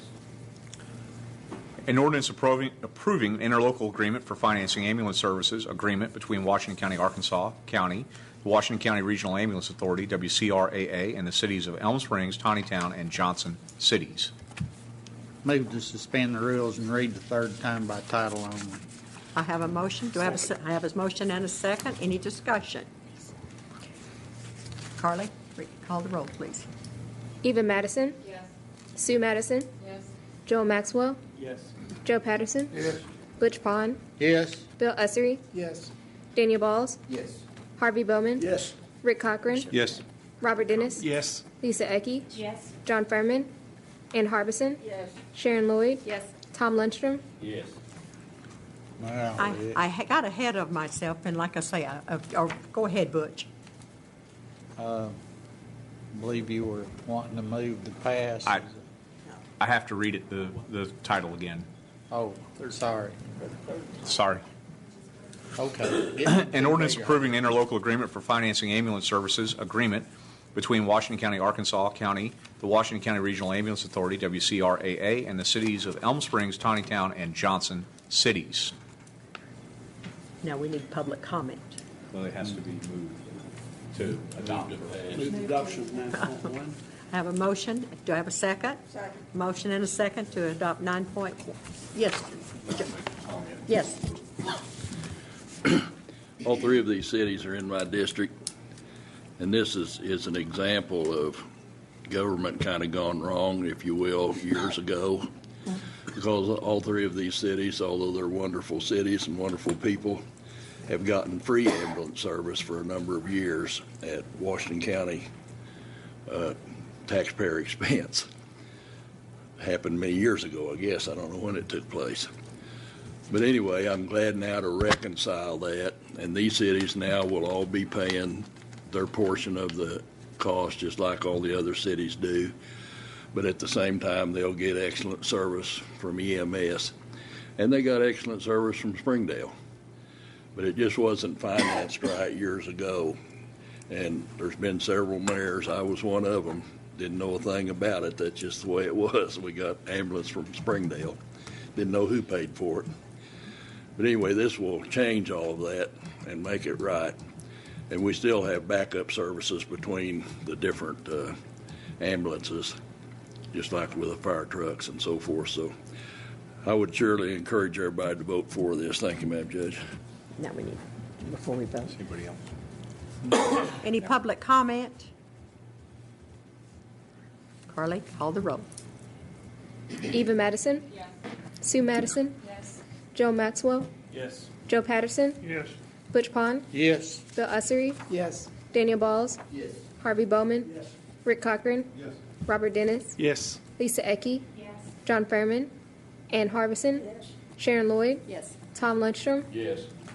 This ordinance is adopted. Becky, congratulations. Thank you. It sounds like me. Number 10. It's Justice Ussery's. Just us three. This is yours, number 10. Would you read this one for us, please, Steve?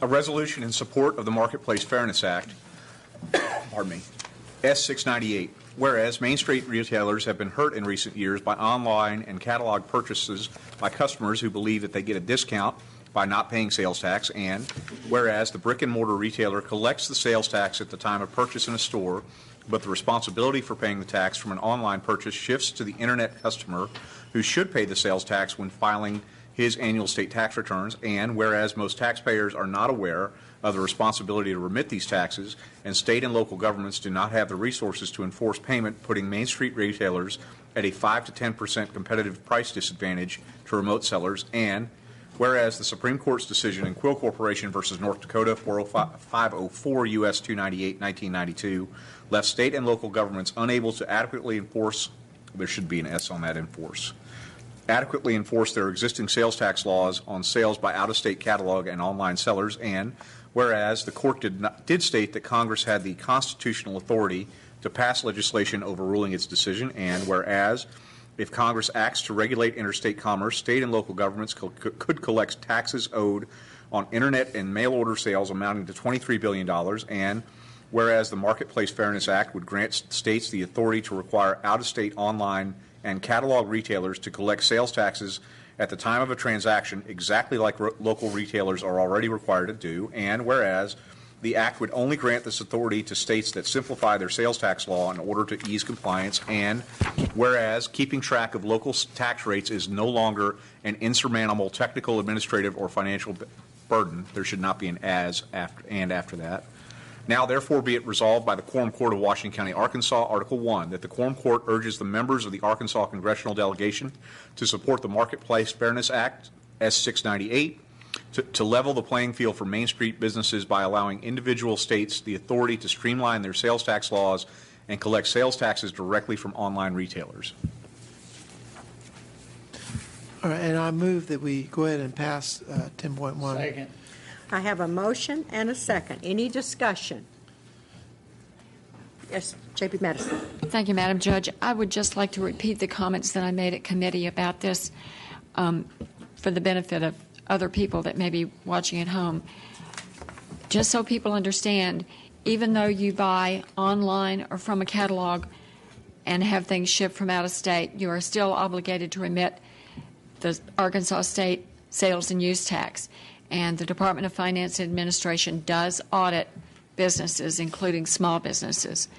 So it's just sort of a warning, because when I was in my previous office, I had some shocked business owners who were sent a tax bill for their online purchases, sales tax. And DFNA does have the authority to audit individual taxpayers for those sales taxes as well. They obviously don't have the resources to audit us all, but they do have the authority to do that should they decide to.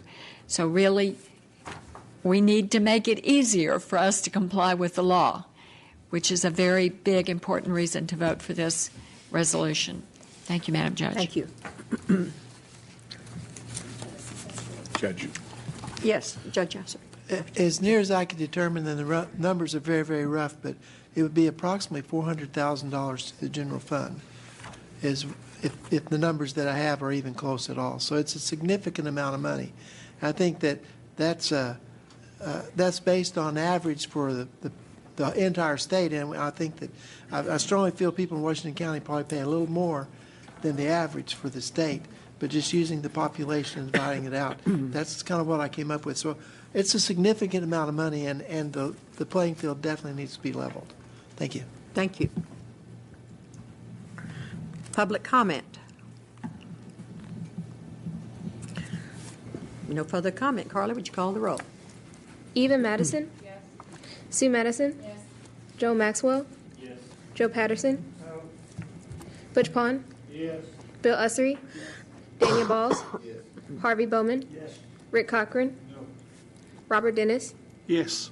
Lisa Ecke? Yes. John Furman? Ann Harbison? Yes. Sharon Lloyd? No. Tom Lundstrom? No. This resolution is adopted. Do I have any other business to come before this court? Yes, Jeffrey Bowman. Hey, we had some discussion about recording our committee meetings in addition to the quorum court meeting, and I was under the impression we were going to talk about that tonight and possibly do something in that regard. Somebody give me an update on that.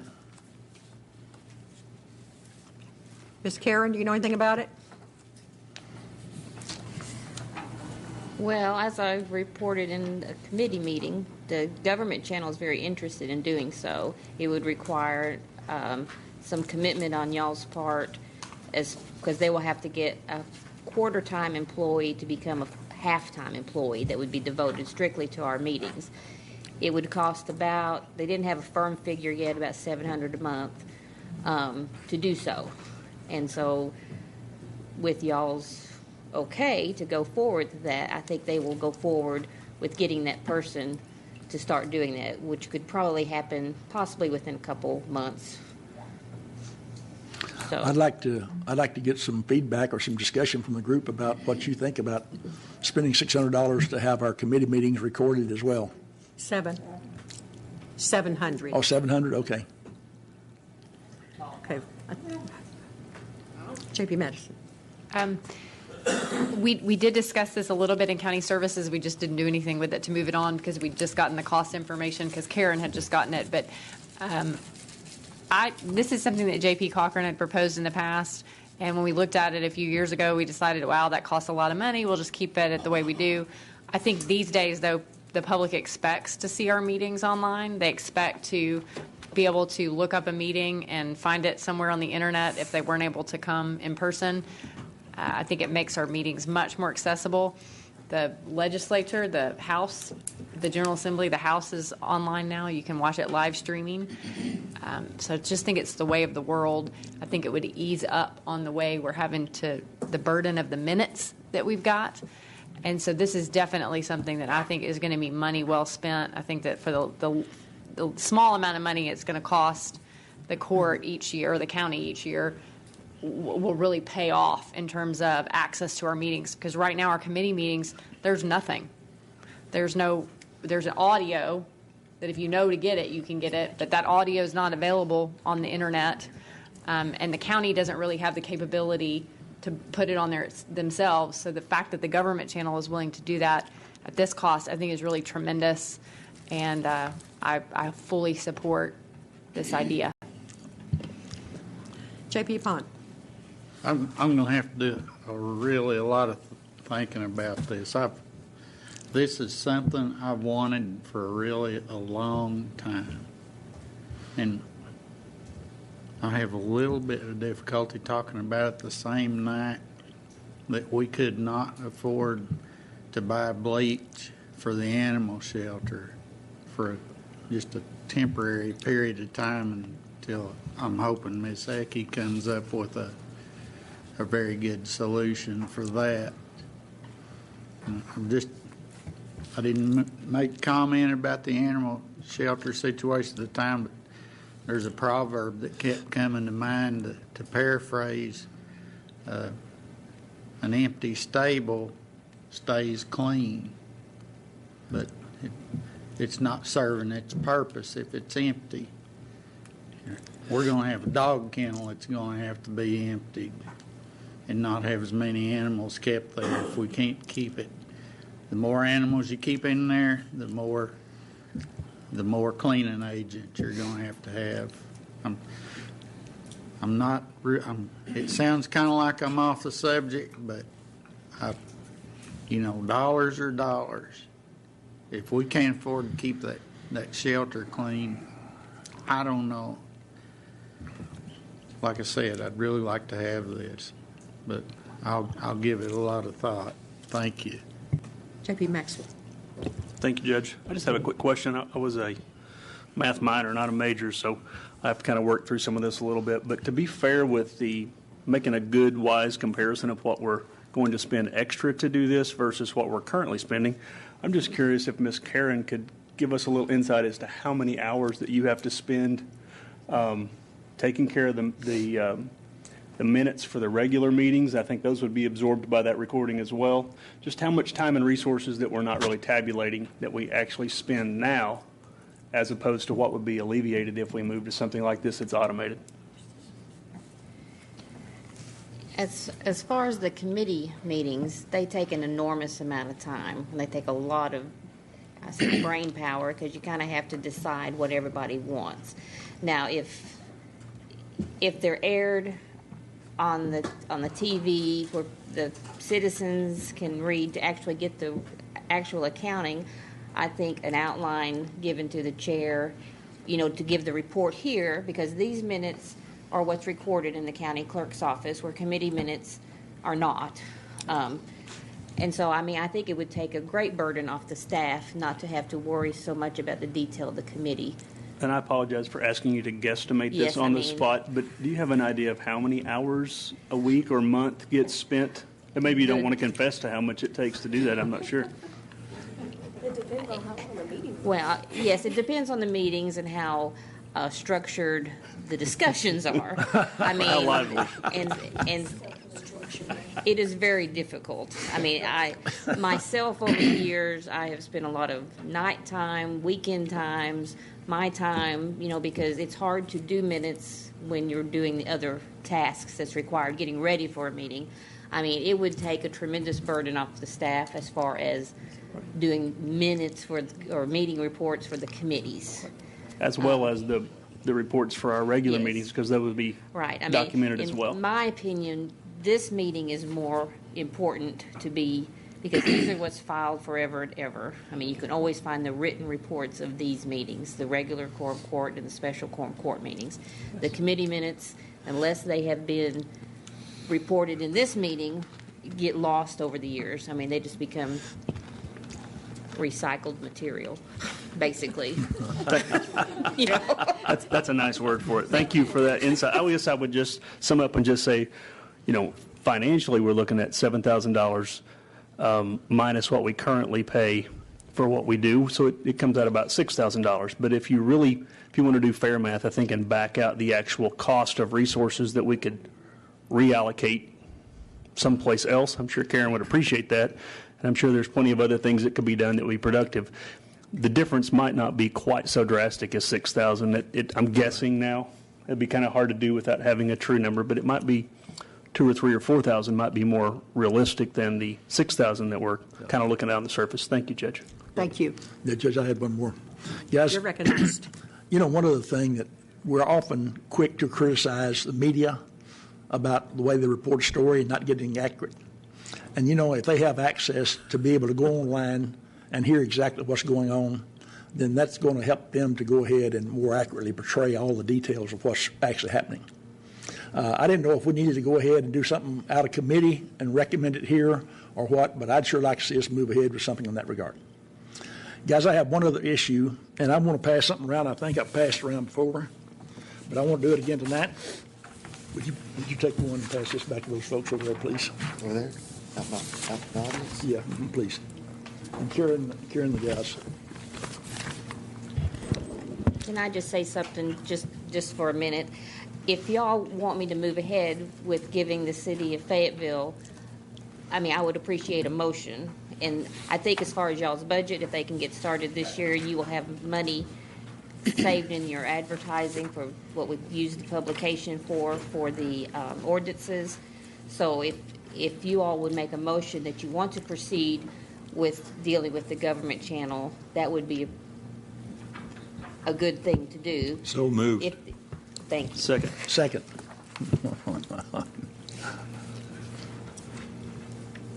Any other comments? We're going to vote on this issue? Oh, I'm sorry. Yes, I'm Daniel. sorry. Yeah, go ahead. Daniel, go. Are we going to vote on the money for that? Because I'm with JP Pond. We're not going to fund the animal shelter. We're not going to fund the extension office. I'm wondering how many people in the county use those two services, but compared to how many people watch these meetings. When people ask me what's going on, they tell me I'm paying taxes and I expect services. And they expect services of things they use. And I think those are two things in the county that people use more than are going to watch the meetings that we do on a Monday night. Thank you, Judge. Thank you. Yes, you're recognized. Thanks, Judge. You couldn't, Karen, you're asking to get concrete information in a contract, right, from... So y'all would have you would have to appropriate the money for the contract eventually. I think all you're doing with this simple voice vote is authorizing Karen to engage in those discussions with the Fayetteville government channel. That's correct. Government channel needs to go to their city government to see if they can get this increase in the position they want to dedicate just to you for your meetings. So yes. I really don't feel you'll need an appropriation if it's all approved, because you'll have some money left in your advertising line item. But to get the firm figures from Fayetteville, they need to actually go ahead and proceed asking their council to increase that position. But we would have a new interlocal, would we not, with them, or an amendment to the interlocal we already have? Yes. Well, currently they just bill us. We don't have a contract, but they will probably have a contract with this because they want to do a flat monthly rate regardless of how many meetings are held. Okay.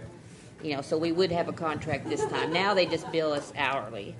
Thank you. I was confused about that. So exactly now, yes, you're recognized. I think the motion should be just to sort of give Ms. Beeks approval to move forward with getting a contract from the city, and so that she has that authorization. And if that were to fail, then you wouldn't. But I think it'd sort of be a good faith showing that we want to pursue this path. And if there's no additional appropriation necessary, I'm not sure that we would need to do anything else until the contract came to us. And then whether we then, as part of our discussion of the organizational ordinances, change how we're doing our minutes. But I don't think that has to be made immediately, that decision. So I think what you're wanting to do tonight is just give Karen the authority to proceed with, just check in on all of this and then get back to the court. Is that not what you understand? That's what I'd like. So Yes. do I have a motion for that? You did. And a second. Any other discussion? Carly, would you call the roll? Eva Madison. Sue Madison. Joel Maxwell. Joe Patterson. Butch Pond. Bill Ussery.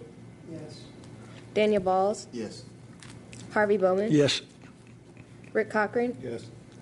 Robert Dennis. Yes. Lisa Ecke. John Furman. Ann Harbison. No. Sharon Lloyd. No. Tom Lundstrom. Yes. Okay, we now have the authority for you to proceed for an investigation for us. Thank you. Any other business? Yes, Judge. I had one other We thing. have I want to someone- pass. Hang on. Okay, he yields to you. Go right Okay, ahead. All right. Guys, I sat here through the meeting Monday night, through the budget discussion, and I was as frustrated as some of you were, and I'm sympathetic with Rick with all he's trying to do and the frustration he must feel right now. And so since Monday night, I sat down and started trying to draft some thoughts to help us get our arms around this situation and hopefully help us as a court to make some decisions to move this thing forward. Because right now, even after tonight's discussion, I think we can all see that there's a great deal, well, there's no focus, there's no serious focus on exactly where we're going. So let me read this to you and see if we can begin to make a point here about what I think we need to do. We're watching Budget and Finance Chair Rick Cochran try to include everyone in the budget process. However, the judge's authority to deny a committee of the whole and to appoint committee members, she is limiting every JP's individual opportunity to influence the process of spending. Monday night, the Finance and Budget Committee heard a lot of good ideas and even tried to include some and could not even get a second to vote on. Several of the court members got up and left, in my opinion, out of disgust with what was going on. As I see it, there are two possibilities for resolving this issue. First is to begin voting no on every request that comes to us for funding. That's a harsh way to deal with things.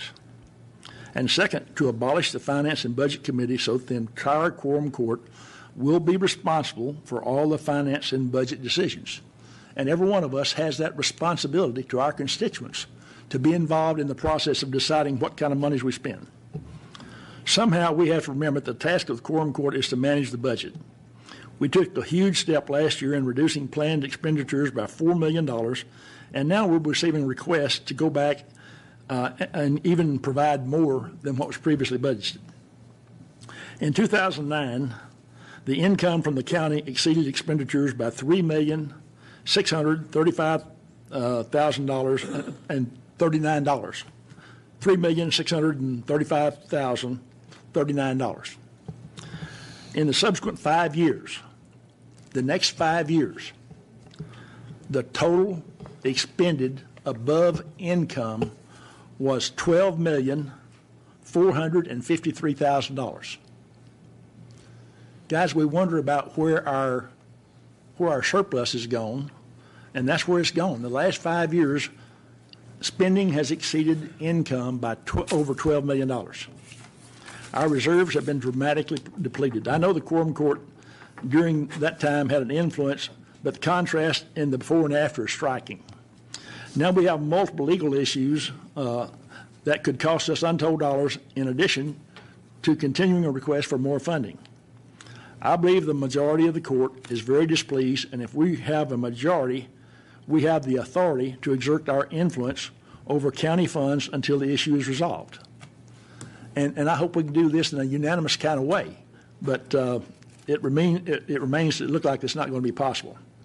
I think it's time for the Quorum Court to take a stand. I think we need to decide where the majority is in this situation and make some decisions. If no one disagrees, if no one agrees with me, that's fine. However, if others agree, I'm requesting that somebody makes a motion to take some action to change this situation. End of my comments. Thank you. Judge, may I? Yes, please. Justice Bowman, as I've expressed in the past, and in concurrence with the Attorney General's opinion or two, y'all have the ability to organize, to create, organize yourselves into committees, and that inherent in that power is the power to abolish committees, but you have to do that by ordinance. So if there's going to be an ordinance brought forth to make the changes I think I just heard you suggest, we're going to have to draft an ordinance to do that and bring it before the court for passage. Yes. Mr. Zagat, our current ordinance actually provides for a committee of the whole, so we don't actually have the committee the way the ordinance is drafted now because of the judge's power to object. So if we're not functioning according to ordinance, why does it take an ordinance? You chose to do the ordinance to organize yourselves. I'm saying that if you're going to abolish that ordinance, or if you're going to abolish a committee, that it should be an ordinance. However, I've wrestled with that question for a while and actually have some notes on it. Well, but to be clear, to amend an ordinance, you have to have an ordinance, is what you're saying? Yes, that's true. However, the ordinance in its currently drafted form is not being observed because of subsequent state law. So I don't know why it takes an ordinance to amend something that's not in effect effectively. I would like to give y'all a written opinion on this. I've actually given this a great deal of thought, and I knew this question was coming eventually. And I'll be happy to provide you with that written opinion. Well, we can wait for a written opinion, though, or we can just have an ordinance. So I don't know that we need the written opinion if we have to wait. Justice Madison, I don't want to talk about something that I've actually, I would prefer to give y'all my, this is not a simple question. And talking about it at the tail end of a meeting, I think, gives it not the consideration that it's due. If you want me to just come out and give you my hip pocket analysis, I'll do that. But I think that y'all are better served with having it in writing. Yes. Am I next? Yes, you're next. Go ahead. You are now. I have made this statement in the past. I've always been displeased with the state legislature's decision to pass the law that they passed, which I think violates the separation of powers. They don't choose to pass the same law with regard to their ability to create committees and so forth, just quorum court's abilities. But even in that decision, they still allow the judge the right to allow us to have a committee of the whole. So that's her decision to make, either give it or not give it. I am very dedicated to having a committee of the whole so that I can personally vote on whether something comes out of committee or not. I can personally vote on what goes into an ordinance or what goes into a budget or not. And, I know I can do that when it finally comes to the quorum court. But there's a whole lot of compilation and so forth that takes place before it gets to the quorum court that we are not privileged to deal with. So I would be prepared to start voting no on stuff that comes out of the Finance Committee. And you can imagine what kind of a problem that would cause this county if 8 people did that. There isn't any law says I've got to vote yes on anything. So I would like to somehow cordially settle this issue. I don't know what a huge problem a committee of the whole would cause. Maybe somebody can explain that to my satisfaction, and then I'd feel better about it. But right now, that's kind of where I'm at personally. I just wanted to make my position clear. Thank you, Judge. Yes, J.P. Cochran. From the first meeting this year of the Finance Committee, there's been considerable contention amongst members and non-members. The judge is well within her right to do as she has chosen to do, and there's no fault finding in that. That is her decision. As the experience this week, trying to bring the discussion from Monday to tonight so that all could vote on it, and yet it still goes nowhere, I'm really at a loss of what to do. I've tried to include everyone and make them understand that their ideas are completely welcome and needed. Unfortunately, a couple of motions were made Monday night that were not seconded, so they didn't get voted up or down. I think that speaks to the fact that they would have been voted down, but that doesn't mean that that is the majority of this court. The understanding I have is the motion that J.P. Bowman made at the beginning of the year. I think it was our second quorum court meeting to disband the Finance and Budget Committee. It failed to pass, and as I understand it, the only people that can bring that same motion forward are any that voted against it. Is that correct, Attorney Zaga? If it's an identical, it would be an identical motion. Well, I don't know the answer to the first question. Okay. I do feel comfortable in addressing the second part. Being a little greener then than I am now, it was my position then that it would take an ordinance to disband the committee of the whole, and I didn't think about that until after the meeting. It would not, in my opinion, be exactly the same procedural motion because it was not presented in the form of an ordinance. It was a simple voice vote. Okay. So, with due respect, I think an ordinance would not be the same thing. And again, this gets a little bit into what I want to give you all in writing. But I think you could re-examine that position in the proper format, in the proper way. Thank you. I appreciate your opinions. I do.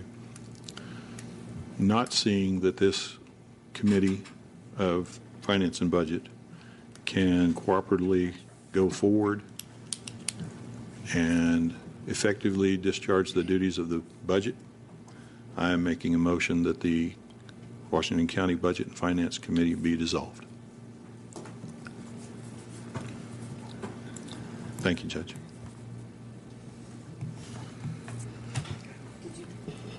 I've got people to recognize here. Maxwell. Point of order. Well, Judge, I'm sorry. Point you of have a order, do motion. we need to? Okay. Yes. You have a motion? Second. Okay. It sounds like I'm going to have to do this off the hip anyway. May I speak? Yes, please do. Here's the conundrum. The way I read both Act 985 of 2013 and the ordinance, the one ordinance that y'all passed, I believe, in 2011, organizing yourselves into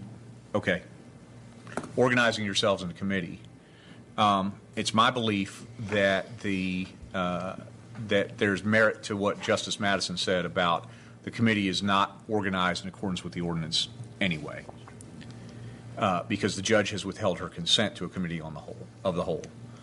The problem that comes up with that is I don't know if there's a severability clause and I'm guessing there was not, in the ordinance that created the rest of your committees. Again, I'm giving you this opinion out of my hip pocket on some things that I have researched previously. So, to undo that ordinance is to undo the committees, all of them, because there was no severability clause in it. And for those of y'all who are new and maybe not familiar with what a severability clause is, it says, in essence, if any ordinance of this part of this ordinance is found to be null, void, whatever, the rest of the ordinance shall be in full force and effect. So, I think that y'all need an ordinance reestablishing your committees. All of them. Now, having said that, where that goes from here, whether it go well, I don't think you can't do it tonight. Okay, but you can do it at the next services meeting and then at the next full quorum court meeting. So there you go. That's my hip pocket opinion. Judge, can I ask him a question related to that, Yes, please? go right ahead. I remember maybe from the discussion a few months ago, one of the things is that my understanding, much like an organizational ordinance, it's only effective for the term for which it's enacted. So the ordinance that we passed at the beginning of 13, that wasn't this court, it was a previous court, and I wasn't ever sure if that committee structure was still binding on us, because when the new term began, we should have done what you said, created an entirely new ordinance. So my question is at the end of last year's term, at the end of 14, didn't our current committee structure ordinance effectively become null and void, and we needed to start over, and we don't necessarily have to declare our committee structure by ordinance, so why couldn't we make a motion tonight to cover the whole thing? Well, first off, I'm not aware of an expiration date on the concept which you speak to me that says that organizational ordinances somehow expire on their own terms when the court is no longer, that passed them, it goes out. That's news to me, frankly. So I'm not sure that's, I need to dig into that question, I guess. But regardless, whether you do it by, the Attorney General's opinion is clear on this, and I think the statute's clear on it. Y'all organize yourselves into committees. You can have a committee on the color of the carpet in the quorum courtroom. And I use that as a ridiculous example, but that's an example. And the judge then appoints the members to that committee. That ordinance, if it's still, if it didn't expire, didn't have severability clause. So, Justice Madison, I don't know that it would be legally effective for you tonight to simply, by voice vote, dissolve the Budget Committee. So then a related question, though, is if you said that because the ordinance itself is not severable, and effectively by the judge objecting to one portion of it, didn't the judge's objection then knock the whole thing out because it's not severable? Yes, that's part of what I'm getting at. So by the judge operating under Act 985 or whatever, objecting, it effectively wiped out our entire committee structure and the entire ordinance. I think Not just that the it's not just her objection, but I think that the combination of the objection, the lack of the severability clause, and the operation of the statute combined to yes.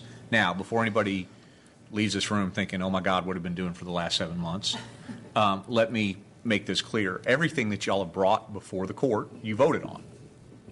Okay? So this whole court voted on every ordinance, up or down, every resolution, up or down. They're all legally sound, in my opinion. What you have before you now is the question of what do you do with budget and finance, and there wasn't a severability clause. If it's still a valid ordinance,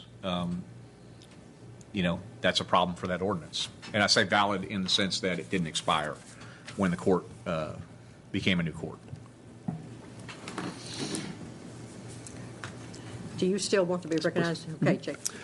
Although it's generated an additional question for Mr. Zega first, if that's okay.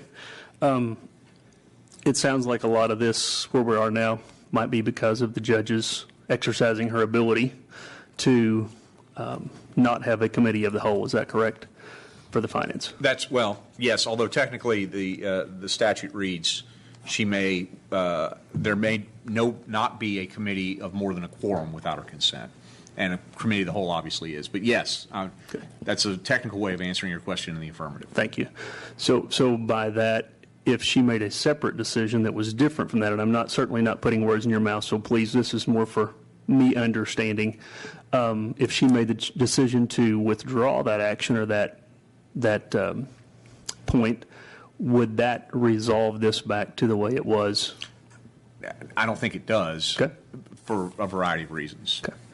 Okay, thank you for clearing that up. Now I just have an observation, and I make this observation, as a relatively new member of the court. I didn't come in here knowing anybody, didn't know any of the, I understood the quorum court basics, but didn't know any of the personalities or any of that coming into it. I really just make this observation as well, not as a non-member of the Finance Committee, has nothing to do with that. But in the last 6 to 7 months, I think the current setup has certainly lent itself to several, I think, almost inarguable facts. One is a lack of efficiency. We're still sitting here discussing this, and this is not the first, probably won't be the last discussion about this. It's also been a lack of efficiency in how we do our budgeting process, so we get some things through the committee, and then, as we saw tonight, primetime example, all that work in the committee, good, bad, or indifferent, then is rendered somewhat neutral and tabled, and here we go again. It's also, I think, used up a lot of time and resources of this court, the Budget and Finance Committee, et cetera. So you could probably give several examples along this order, but it's put us in a quagmire and really slowed down progress. So I just make the observation that I don't know, it has nothing to do with what someone has the right to do, the legality to do, any of that. I totally understand all that. But I just know from making an observation from 30,000 foot up that how we are is not very productive or helpful for the county. Thank you. So, J.P. Madison. Thank you, Madam Judge. At this point, I'm not sure whether we're debating generalities or whether we're actually talking about a motion on the floor. Could I clear that up first? You do have a motion on the floor that's been seconded. And it's a valid motion.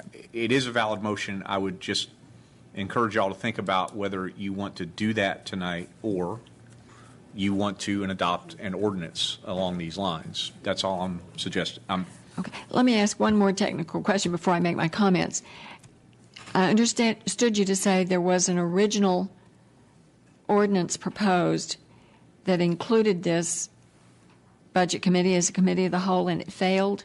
Yeah. There was some discussion about needing somebody voting and not prevailing that needed to make a motion to reconsider. What was that about? In January, I believe it was the January motion, Justice Bowman made a simple motion to dissolve the Budget and Finance Committee.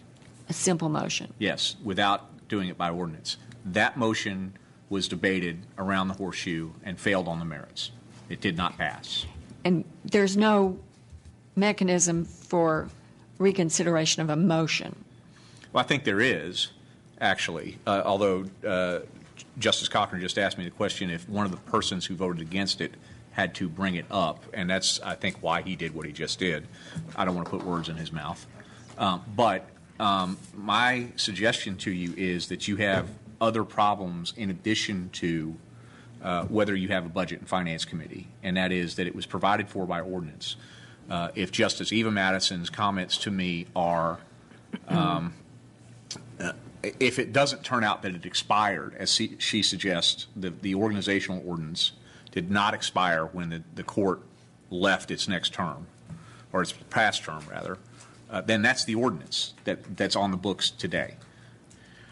And because it did not contain a severability clause, in my opinion, the whole ordinance is in jeopardy.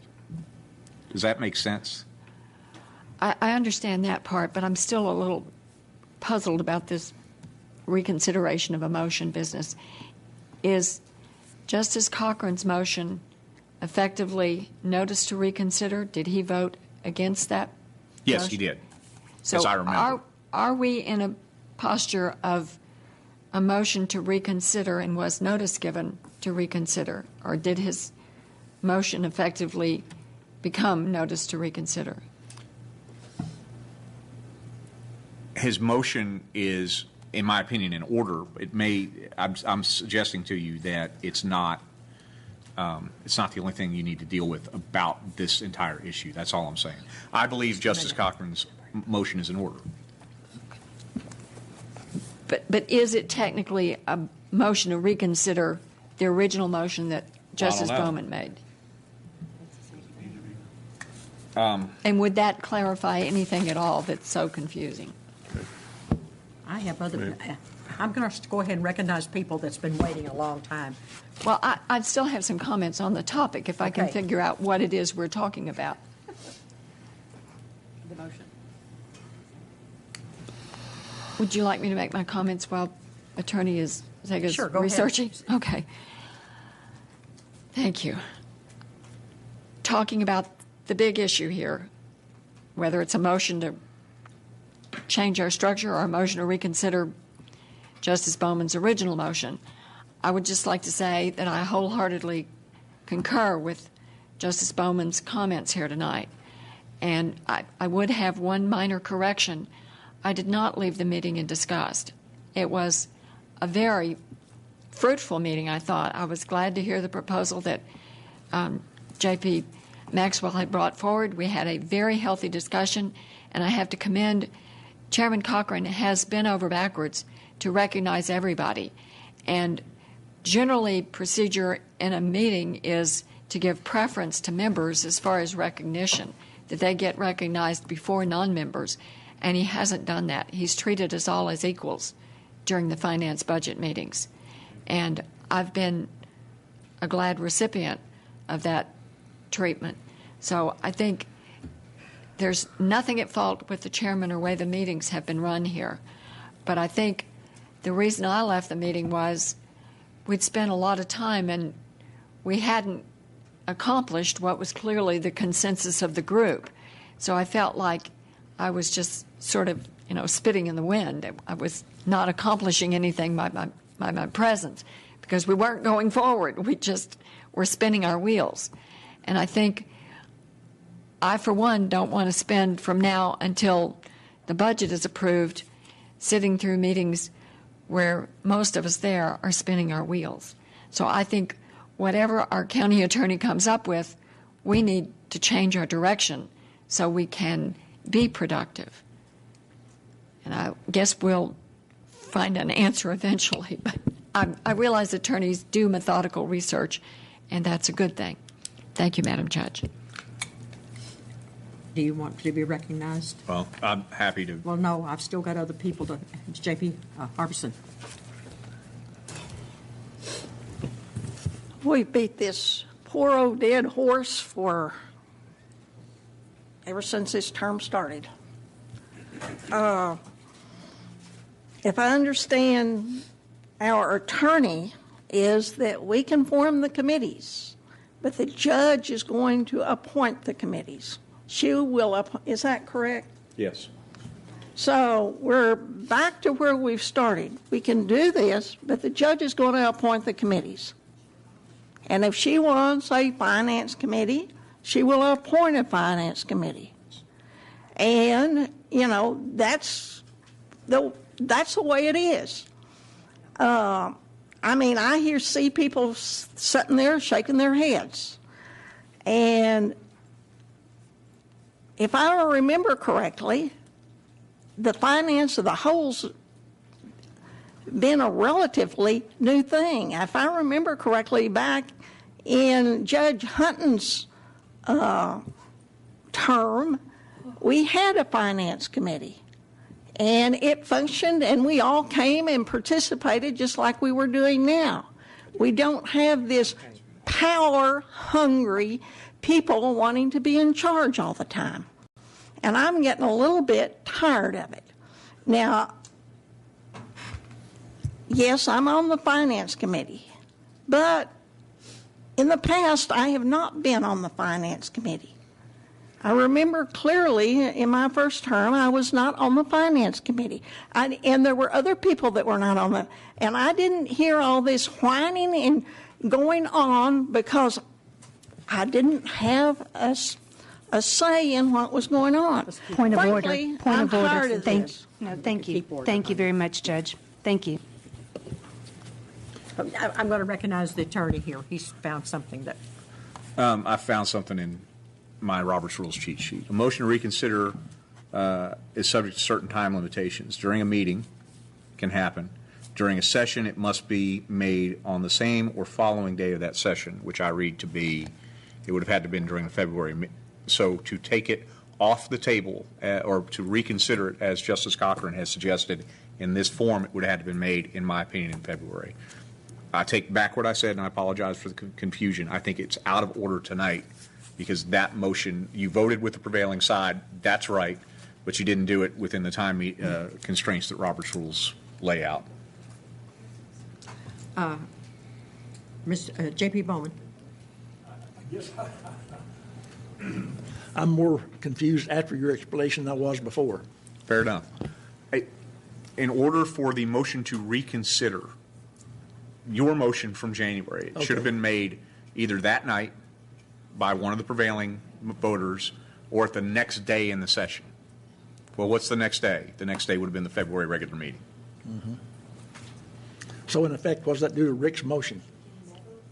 Can't do it. Question of clarification? Point of clarification? Does it just need to be addressed as it's not a reconsideration and as a separate ordinance or a separate motion? I'm telling you, you have a way to fix this problem. In my opinion, the way to fix it is with an ordinance. The problem that I perceive y'all talking about. Judge, you have another hand up. Yeah, I do. I've got J.P. Lundstrom first. I just want to make this simple point. I like a finance and budget committee. I like Rick Cochran as chairman of the Finance and Budget Committee. I think he's very well qualified for it. I think he's done an admirable job with it. My only complaint is I would like to see a Finance Committee and Budget Committee of the whole. If we separated them, or we just had finance over here and budget over here, I'd want a Budget Committee of the whole and a Finance Committee you could do with 7 people. But when you get into budget, that is a big issue that I think every quorum court member is intimately involved in or should be. And the way we're doing it right now, it is not happening. But I would like to see a committee of the whole with Rick Cochran continuing as chair, just expand the committee where all the members are involved with it. And we go on. If we had voted Monday night on J.P. Mitchell's Maxwell's recommendation, they would have passed if the Quorum Court of the Whole would have voted on it, rather than not get a second on it. That would be the difference between a committee of the whole and what we have now, because everybody would have the right to vote. And to me, that's pretty simple. Thank you, Judge. J.P. Patterson. Thank you, Judge. Okay, I've been around here quite a while, and I've served on every committee and been chairman of a few, co-chairman of a few. And the problem that I have, and it's real simple to fix, as Tom alluded to it. If we would have, when the Finance Committee meeting the other night, when we got ready to consider things for the budget, that we got out of the committee, stepped into the committee as a whole for the budget. It's about the budget. We spend 1/4 of the county's money in this room right here, 1/4 of 1%, and we're responsible for the whole 100%. Not anybody I know of really wants to be on every committee. I was on with Steve. He was the finance. I was his assistant. But I think when we got to the budget deal, when we had budget meetings, they were budget meetings, and they were budget meetings only, and we didn't bring in a man from the finance meeting. Because I don't ever remember Judge Hutton having, the budget meetings were always everyone, they were a different deal. So if we would have just, when the meeting was there and he was ready to say, now we're ready to start talking about the budget rules, or like, and he had no choice in the meeting. He had no chance in the meeting for a vote. He should have had when it had something to do with the budget. That's my whole thing. So if we would have just stepped down, meeting's over, finance meeting's over, and like we do sometimes when we just do two committees, different group of people, then we would just went to the committee as a whole for the budget committee. Budget committee is the only thing that really interests me, in this committee as a whole, because everyone in the county needs to be equal representation, all 15 of us, all 225,000 of us. And it's not fair if you can't be on a level playing field with everybody else. You don't expect to be in all the committees. You know, I'm perfectly willing to sit here for all the other committees, listen to them, and the ones I'm on, I usually comment. The ones I'm not on, maybe not even comment. I'm just listening. But when it comes to the dollar, and we're responsible for it totally, from A to Z, everybody needs to have the same right. And I will go down to that. I will not change my mind on that. I may not get it, but I won't change my mind that it's fair if you don't. Budget only. Budget only. And I don't worry about how many meetings we have. I was figuring down here, when we come down here, if we spend $3,000 on a meeting, our whole budget's like $150,000. That's about a fraction of what we would take, what we're responsible for. It's a big responsibility. And all these people out here, we're trying to make this where it's working. It's not working right now. We're looking at these figures. We're sitting here today, just thinking today, coming down here. If we had not cut the capital, if we took the $500,000 out today, our reserves, and that's gone. If we had not got the increase in the highway expense, which is now is about $2 million, our capital reserves at the end of today, when we leave here, would be, that's not set for something, would be zero, or very close to, just a few $1,000s. And that scares me. That scares me a lot.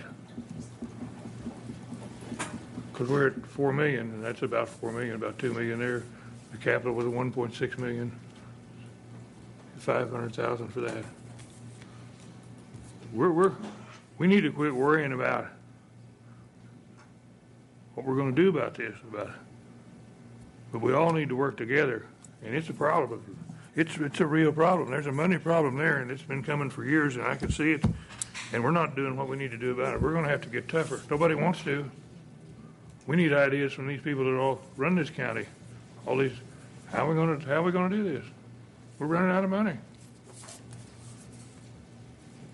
I'm not doomsday, there's money coming, but our reserves are gone. If not for, what are we going to do about capital budget this year? Capital money. What are we going to do about a raise? We're going to do with all these things. That's what we need to be thinking about. But we all need an equal share.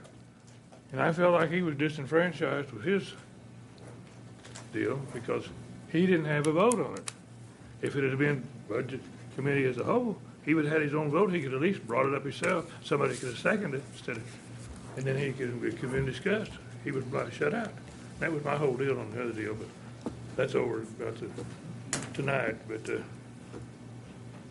I think it's only fair that on the budget only, I'm not worried about the other stuff. I could care less. I'll serve where I'm put, and not complain at all about it. But when it comes to the budget, I think everybody needs to be equal, all 15 of us. Totally as equal as you can make it. And that's only if everybody's got an equal say. Now, I know you get to vote in the end, but we're not going to get to vote if it's run by the Finance Committee, all the budget meetings. Half of us are not going to get to vote. Thank you. J.P. Madison. Thank you, Madam Judge. I wanted to echo that I think our chair has done an admirable job under less than desirable circumstances. And my frustration with the meeting was certainly not frustration with him, but with the hand that he's been dealt, and I think he's handled it remarkably well. I think the procedural answer to this issue is we're not seeking to reconsider the motion. Reconsider is something you do within that specified time limit. I think Justice Cochran is renewing J.P. Bowman's suggestion or motion. And according to Robert's rules, if a motion is made and disposed of without being adopted, which is what happened, and is later allowed to come before the Assembly after being made again by any member in essentially the same connection, the motion is said to be renewed.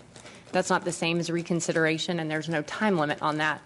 Because if there was a time limit, it would mean this court could never revisit an issue that had been previously declined. And so I've not studied renewal very carefully other than my little bit of information tonight. But I don't think it's a reconsideration, because reconsideration, we'd actually have to vote on whether we were willing to reconsider. That's a supermajority, and then we would have to actually vote on the main motion again. This is just a renewal of J.P. Bowman's motion, so I call the question. I'm going to recess here for a few minutes. So I called the question. I called the question. Nobody's going to second the call. Do we have to? Does a call for the question require a second? I need your advice. Second. It wouldn't. Yeah, seconds required, Judge. I second. Okay, but now what are we voting on here? Renewal. Wait, Just a minute, please. Wait. Right now, you're voting on the question, and it is a priority motion.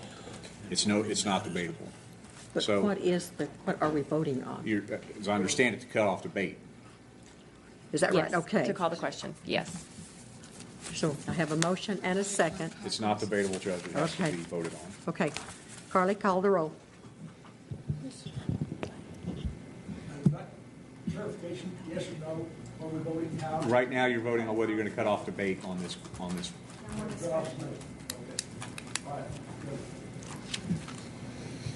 Eva Madison? Yes.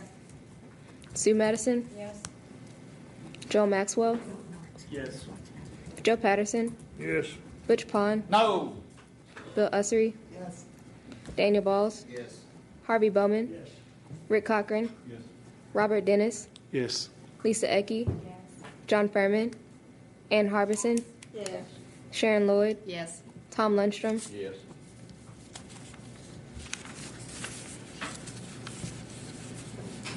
Okay. So the motion to end debate passed, Judge. The motion on the floor, which I've made an opinion that it's not in order because I think it's a motion to reconsider. However, They may appeal that to you and vote to overturn me.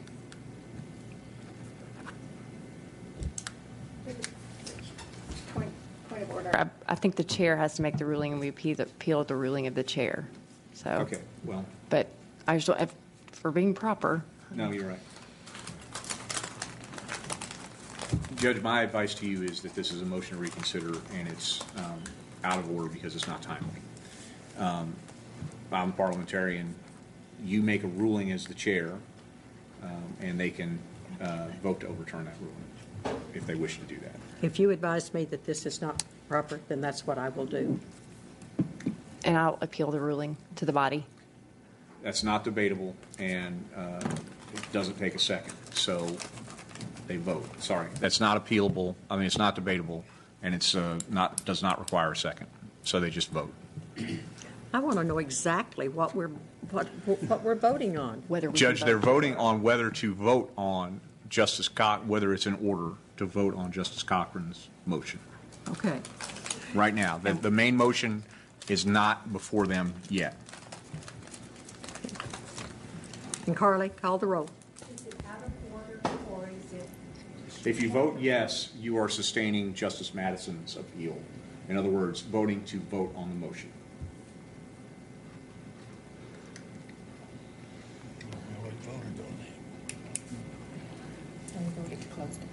Eva Madison? Yes. Sue Madison? Yes. Joe Maxwell? Yes. Joe Patterson? Yes. Butch Pond? No. Bill Ussery? No. Daniel Balls? No. Harvey Bowman? Yes. Rick Cochran? Yes. Robert Dennis? No. Lisa Ecke? Yes. John Furman? Ann Harbison? No. Sharon Lloyd? Yes. Tom Lundstrom? Yes. Okay, Judge. The appeal won. So we dissolve the committee. No. Now you're on to the vote about whether to dissolve the committee or not. And so that's the question before the court now. And debate has been cut off. So we're just ready to call the roll again. Can we just clarify what a yes or a no? Yeah, that's kind of. A yes vote supports Justice Cochran's motion to dissolve the committee of the whole for budget. Sorry. A yes vote supports Justice Cochran's motion to dissolve the committee of the whole. No, Finance Committee. The Budget and Finance Committee. I'm sorry. That's right. My apologies. Carly, call the roll, honey. Eva Madison? Yes. Sue Madison? Yes. Joe Maxwell? Yes. Joe Patterson? Yes. Butch Pond? Abstain. Bill Ussery? No. Daniel Balls? No. Harvey Bowman? Yes. Rick Cochran? Yes. Robert Dennis? Yes. Lisa Ecke? Yes. John Furman? Ann Harbison? No. Sharon Lloyd? Yes. Tom Lundstrom? Yes. Passed. So we do not have a committee of the whole. Well, you don't have a committee. Not finance. Okay. Yes, you're recognized. I don't know if this is procedurally proper or necessary, but then I would make a motion that all issues that had previously gone to that committee come directly to the quorum court. Second. Is that necessary, Mr. Zega?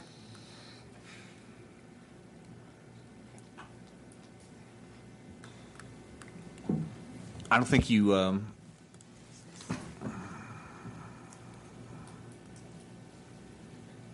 Well, you can do it a couple ways, and that's one of them, certainly.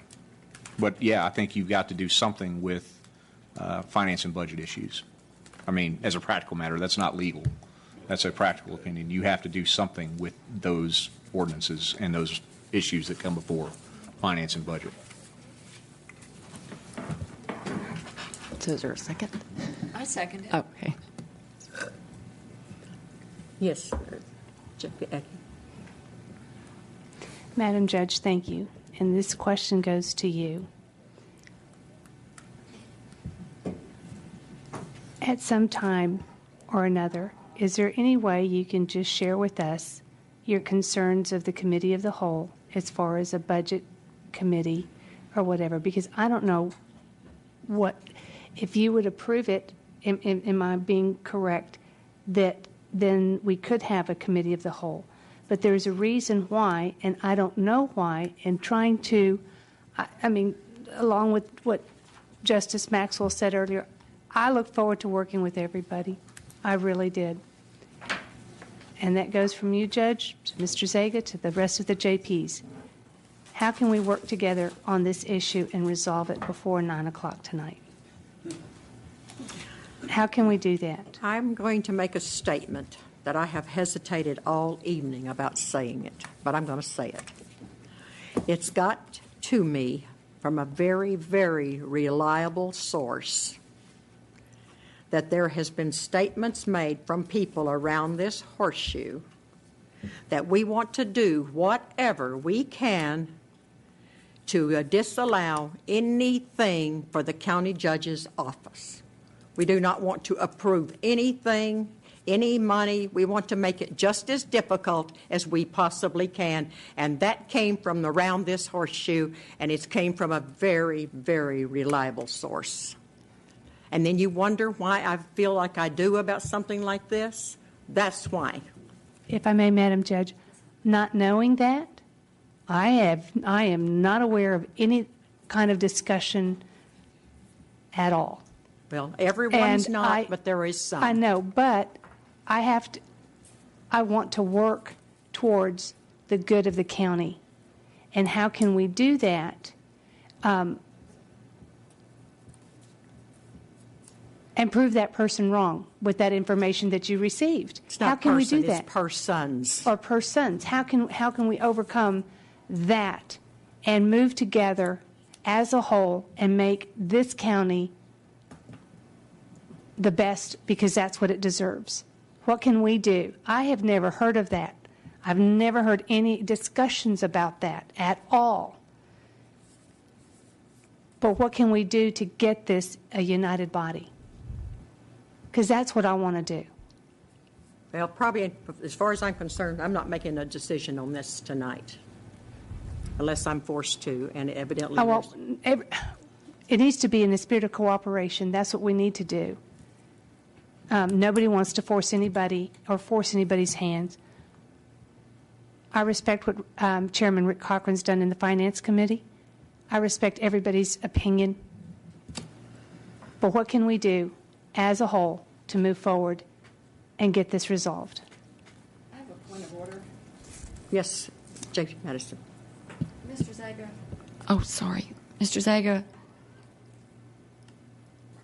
is the current motion necessary, or have we dealt with this tonight? We have dissolved the Finance Budget Committee. I don't know that those issues have to go somewhere. They don't stay in outer space. They will go somewhere. Wouldn't they go to the full quorum court? Well, okay. First, I don't know that that's a point of order. It's just a point of information, if I may address it in that, well, I need that to way, know Justice what we're Madison. talking about. Okay. The motion is not out of order. It's perfectly in order. But if you don't have a committee to deal with these issues, yes, they will naturally come before the whole court. And, how y'all handle that, whether you convene special meetings before or you convene special meetings just to deal with finance and budget issues. I don't know that has been resolved here tonight. What you did tonight was just simply take action on the Finance and Budget Committee.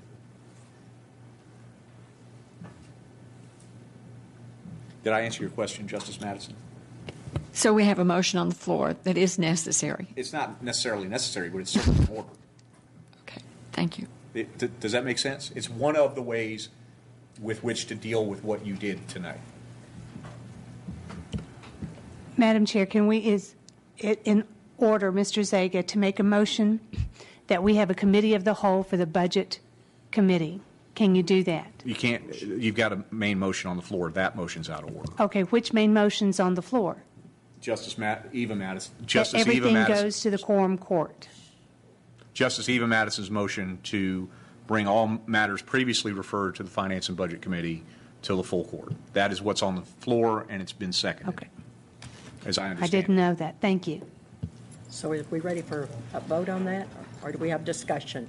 You've been having discussion, Judge. I think you're ready to vote. I don't know. Call the roll, Carly. Even, What? Point of information. Yes. The county judge then will be the chair of the Finance and Budget Committee. There is no finance. Sorry. Okay. There will be no Finance and Budget Committee. The county judge is by statute the chair of the quorum court. Okay, I got you. Eva Madison, Yes. Sue Madison, Yes. Joel Maxwell, Yes. Joe Patterson, Yes. Butch Pond, Yes. Bill Ussery, No.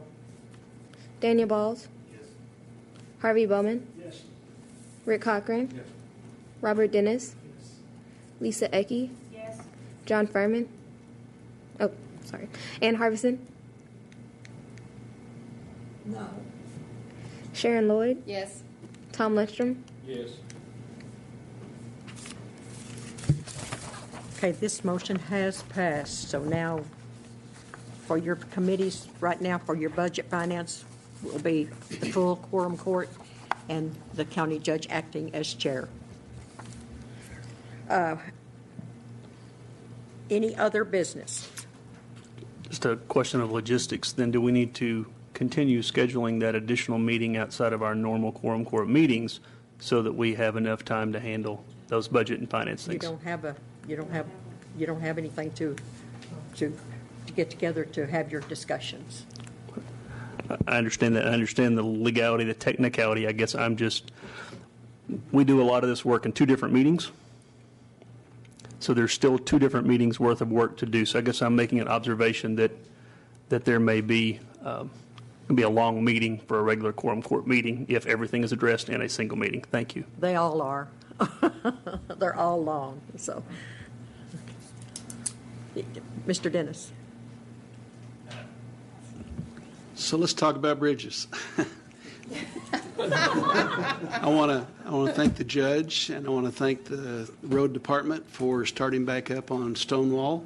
I went by there, and they probably wondered who I was because I was in a hurry, but I took a picture, and they're working diligently and hard and had the track hoe down in there working, and so I was very pleased to see that, so thank you very much. And then Warren Adcock will consider it, and he'll let us know tomorrow and on that. And then my other question, just because my constituents are calling me and asking me about it, is on the Ore Bridge.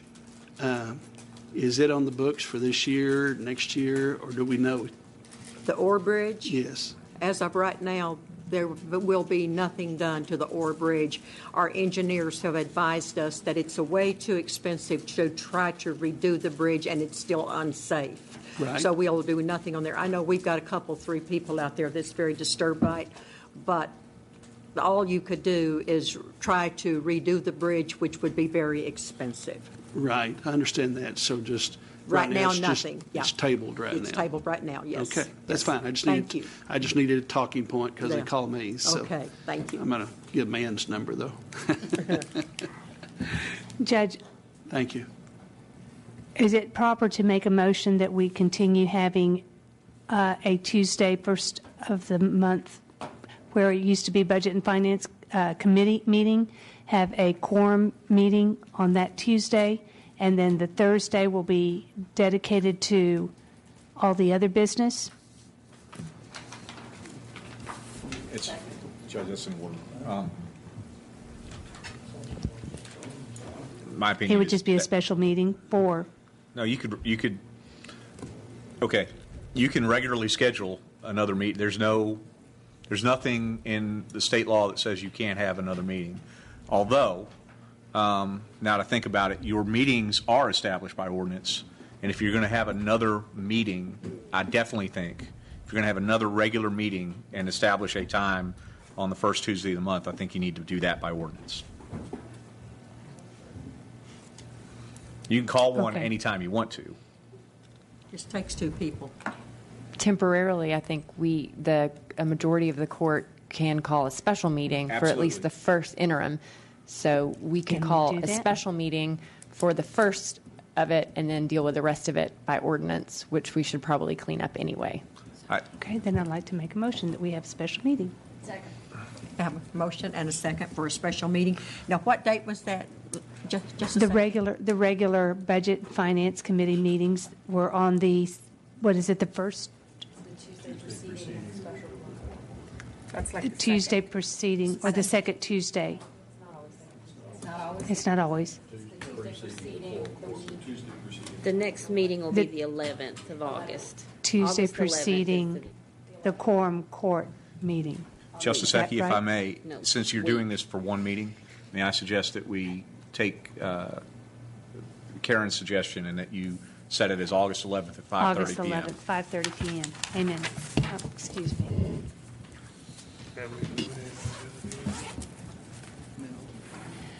Okay, so now, Do I have a second on that? No, it's yours. I have a motion and a second. I've got a second already. So, any discussion? Okay. Budget. Carly, call the roll, please. Eva Madison. Sue Madison. Joe Maxwell. Yes. Joe Patterson. Yes. Butch Pond. Yes. Bill Ussery. Daniel Balls. Yes. Harvey Bowman. Yes. Rick Cochran. Yes. Robert Dennis. Yes. Lisa Ecke. Yes. John Furman. Ann Harbison. Sharon Lloyd. Yes. Tom Lundstrom. Yes.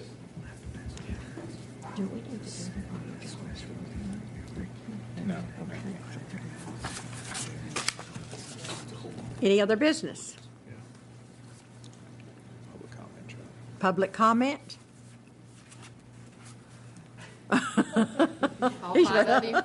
Motion to adjourn? I have a second? Yes. All in favor, say aye. Aye.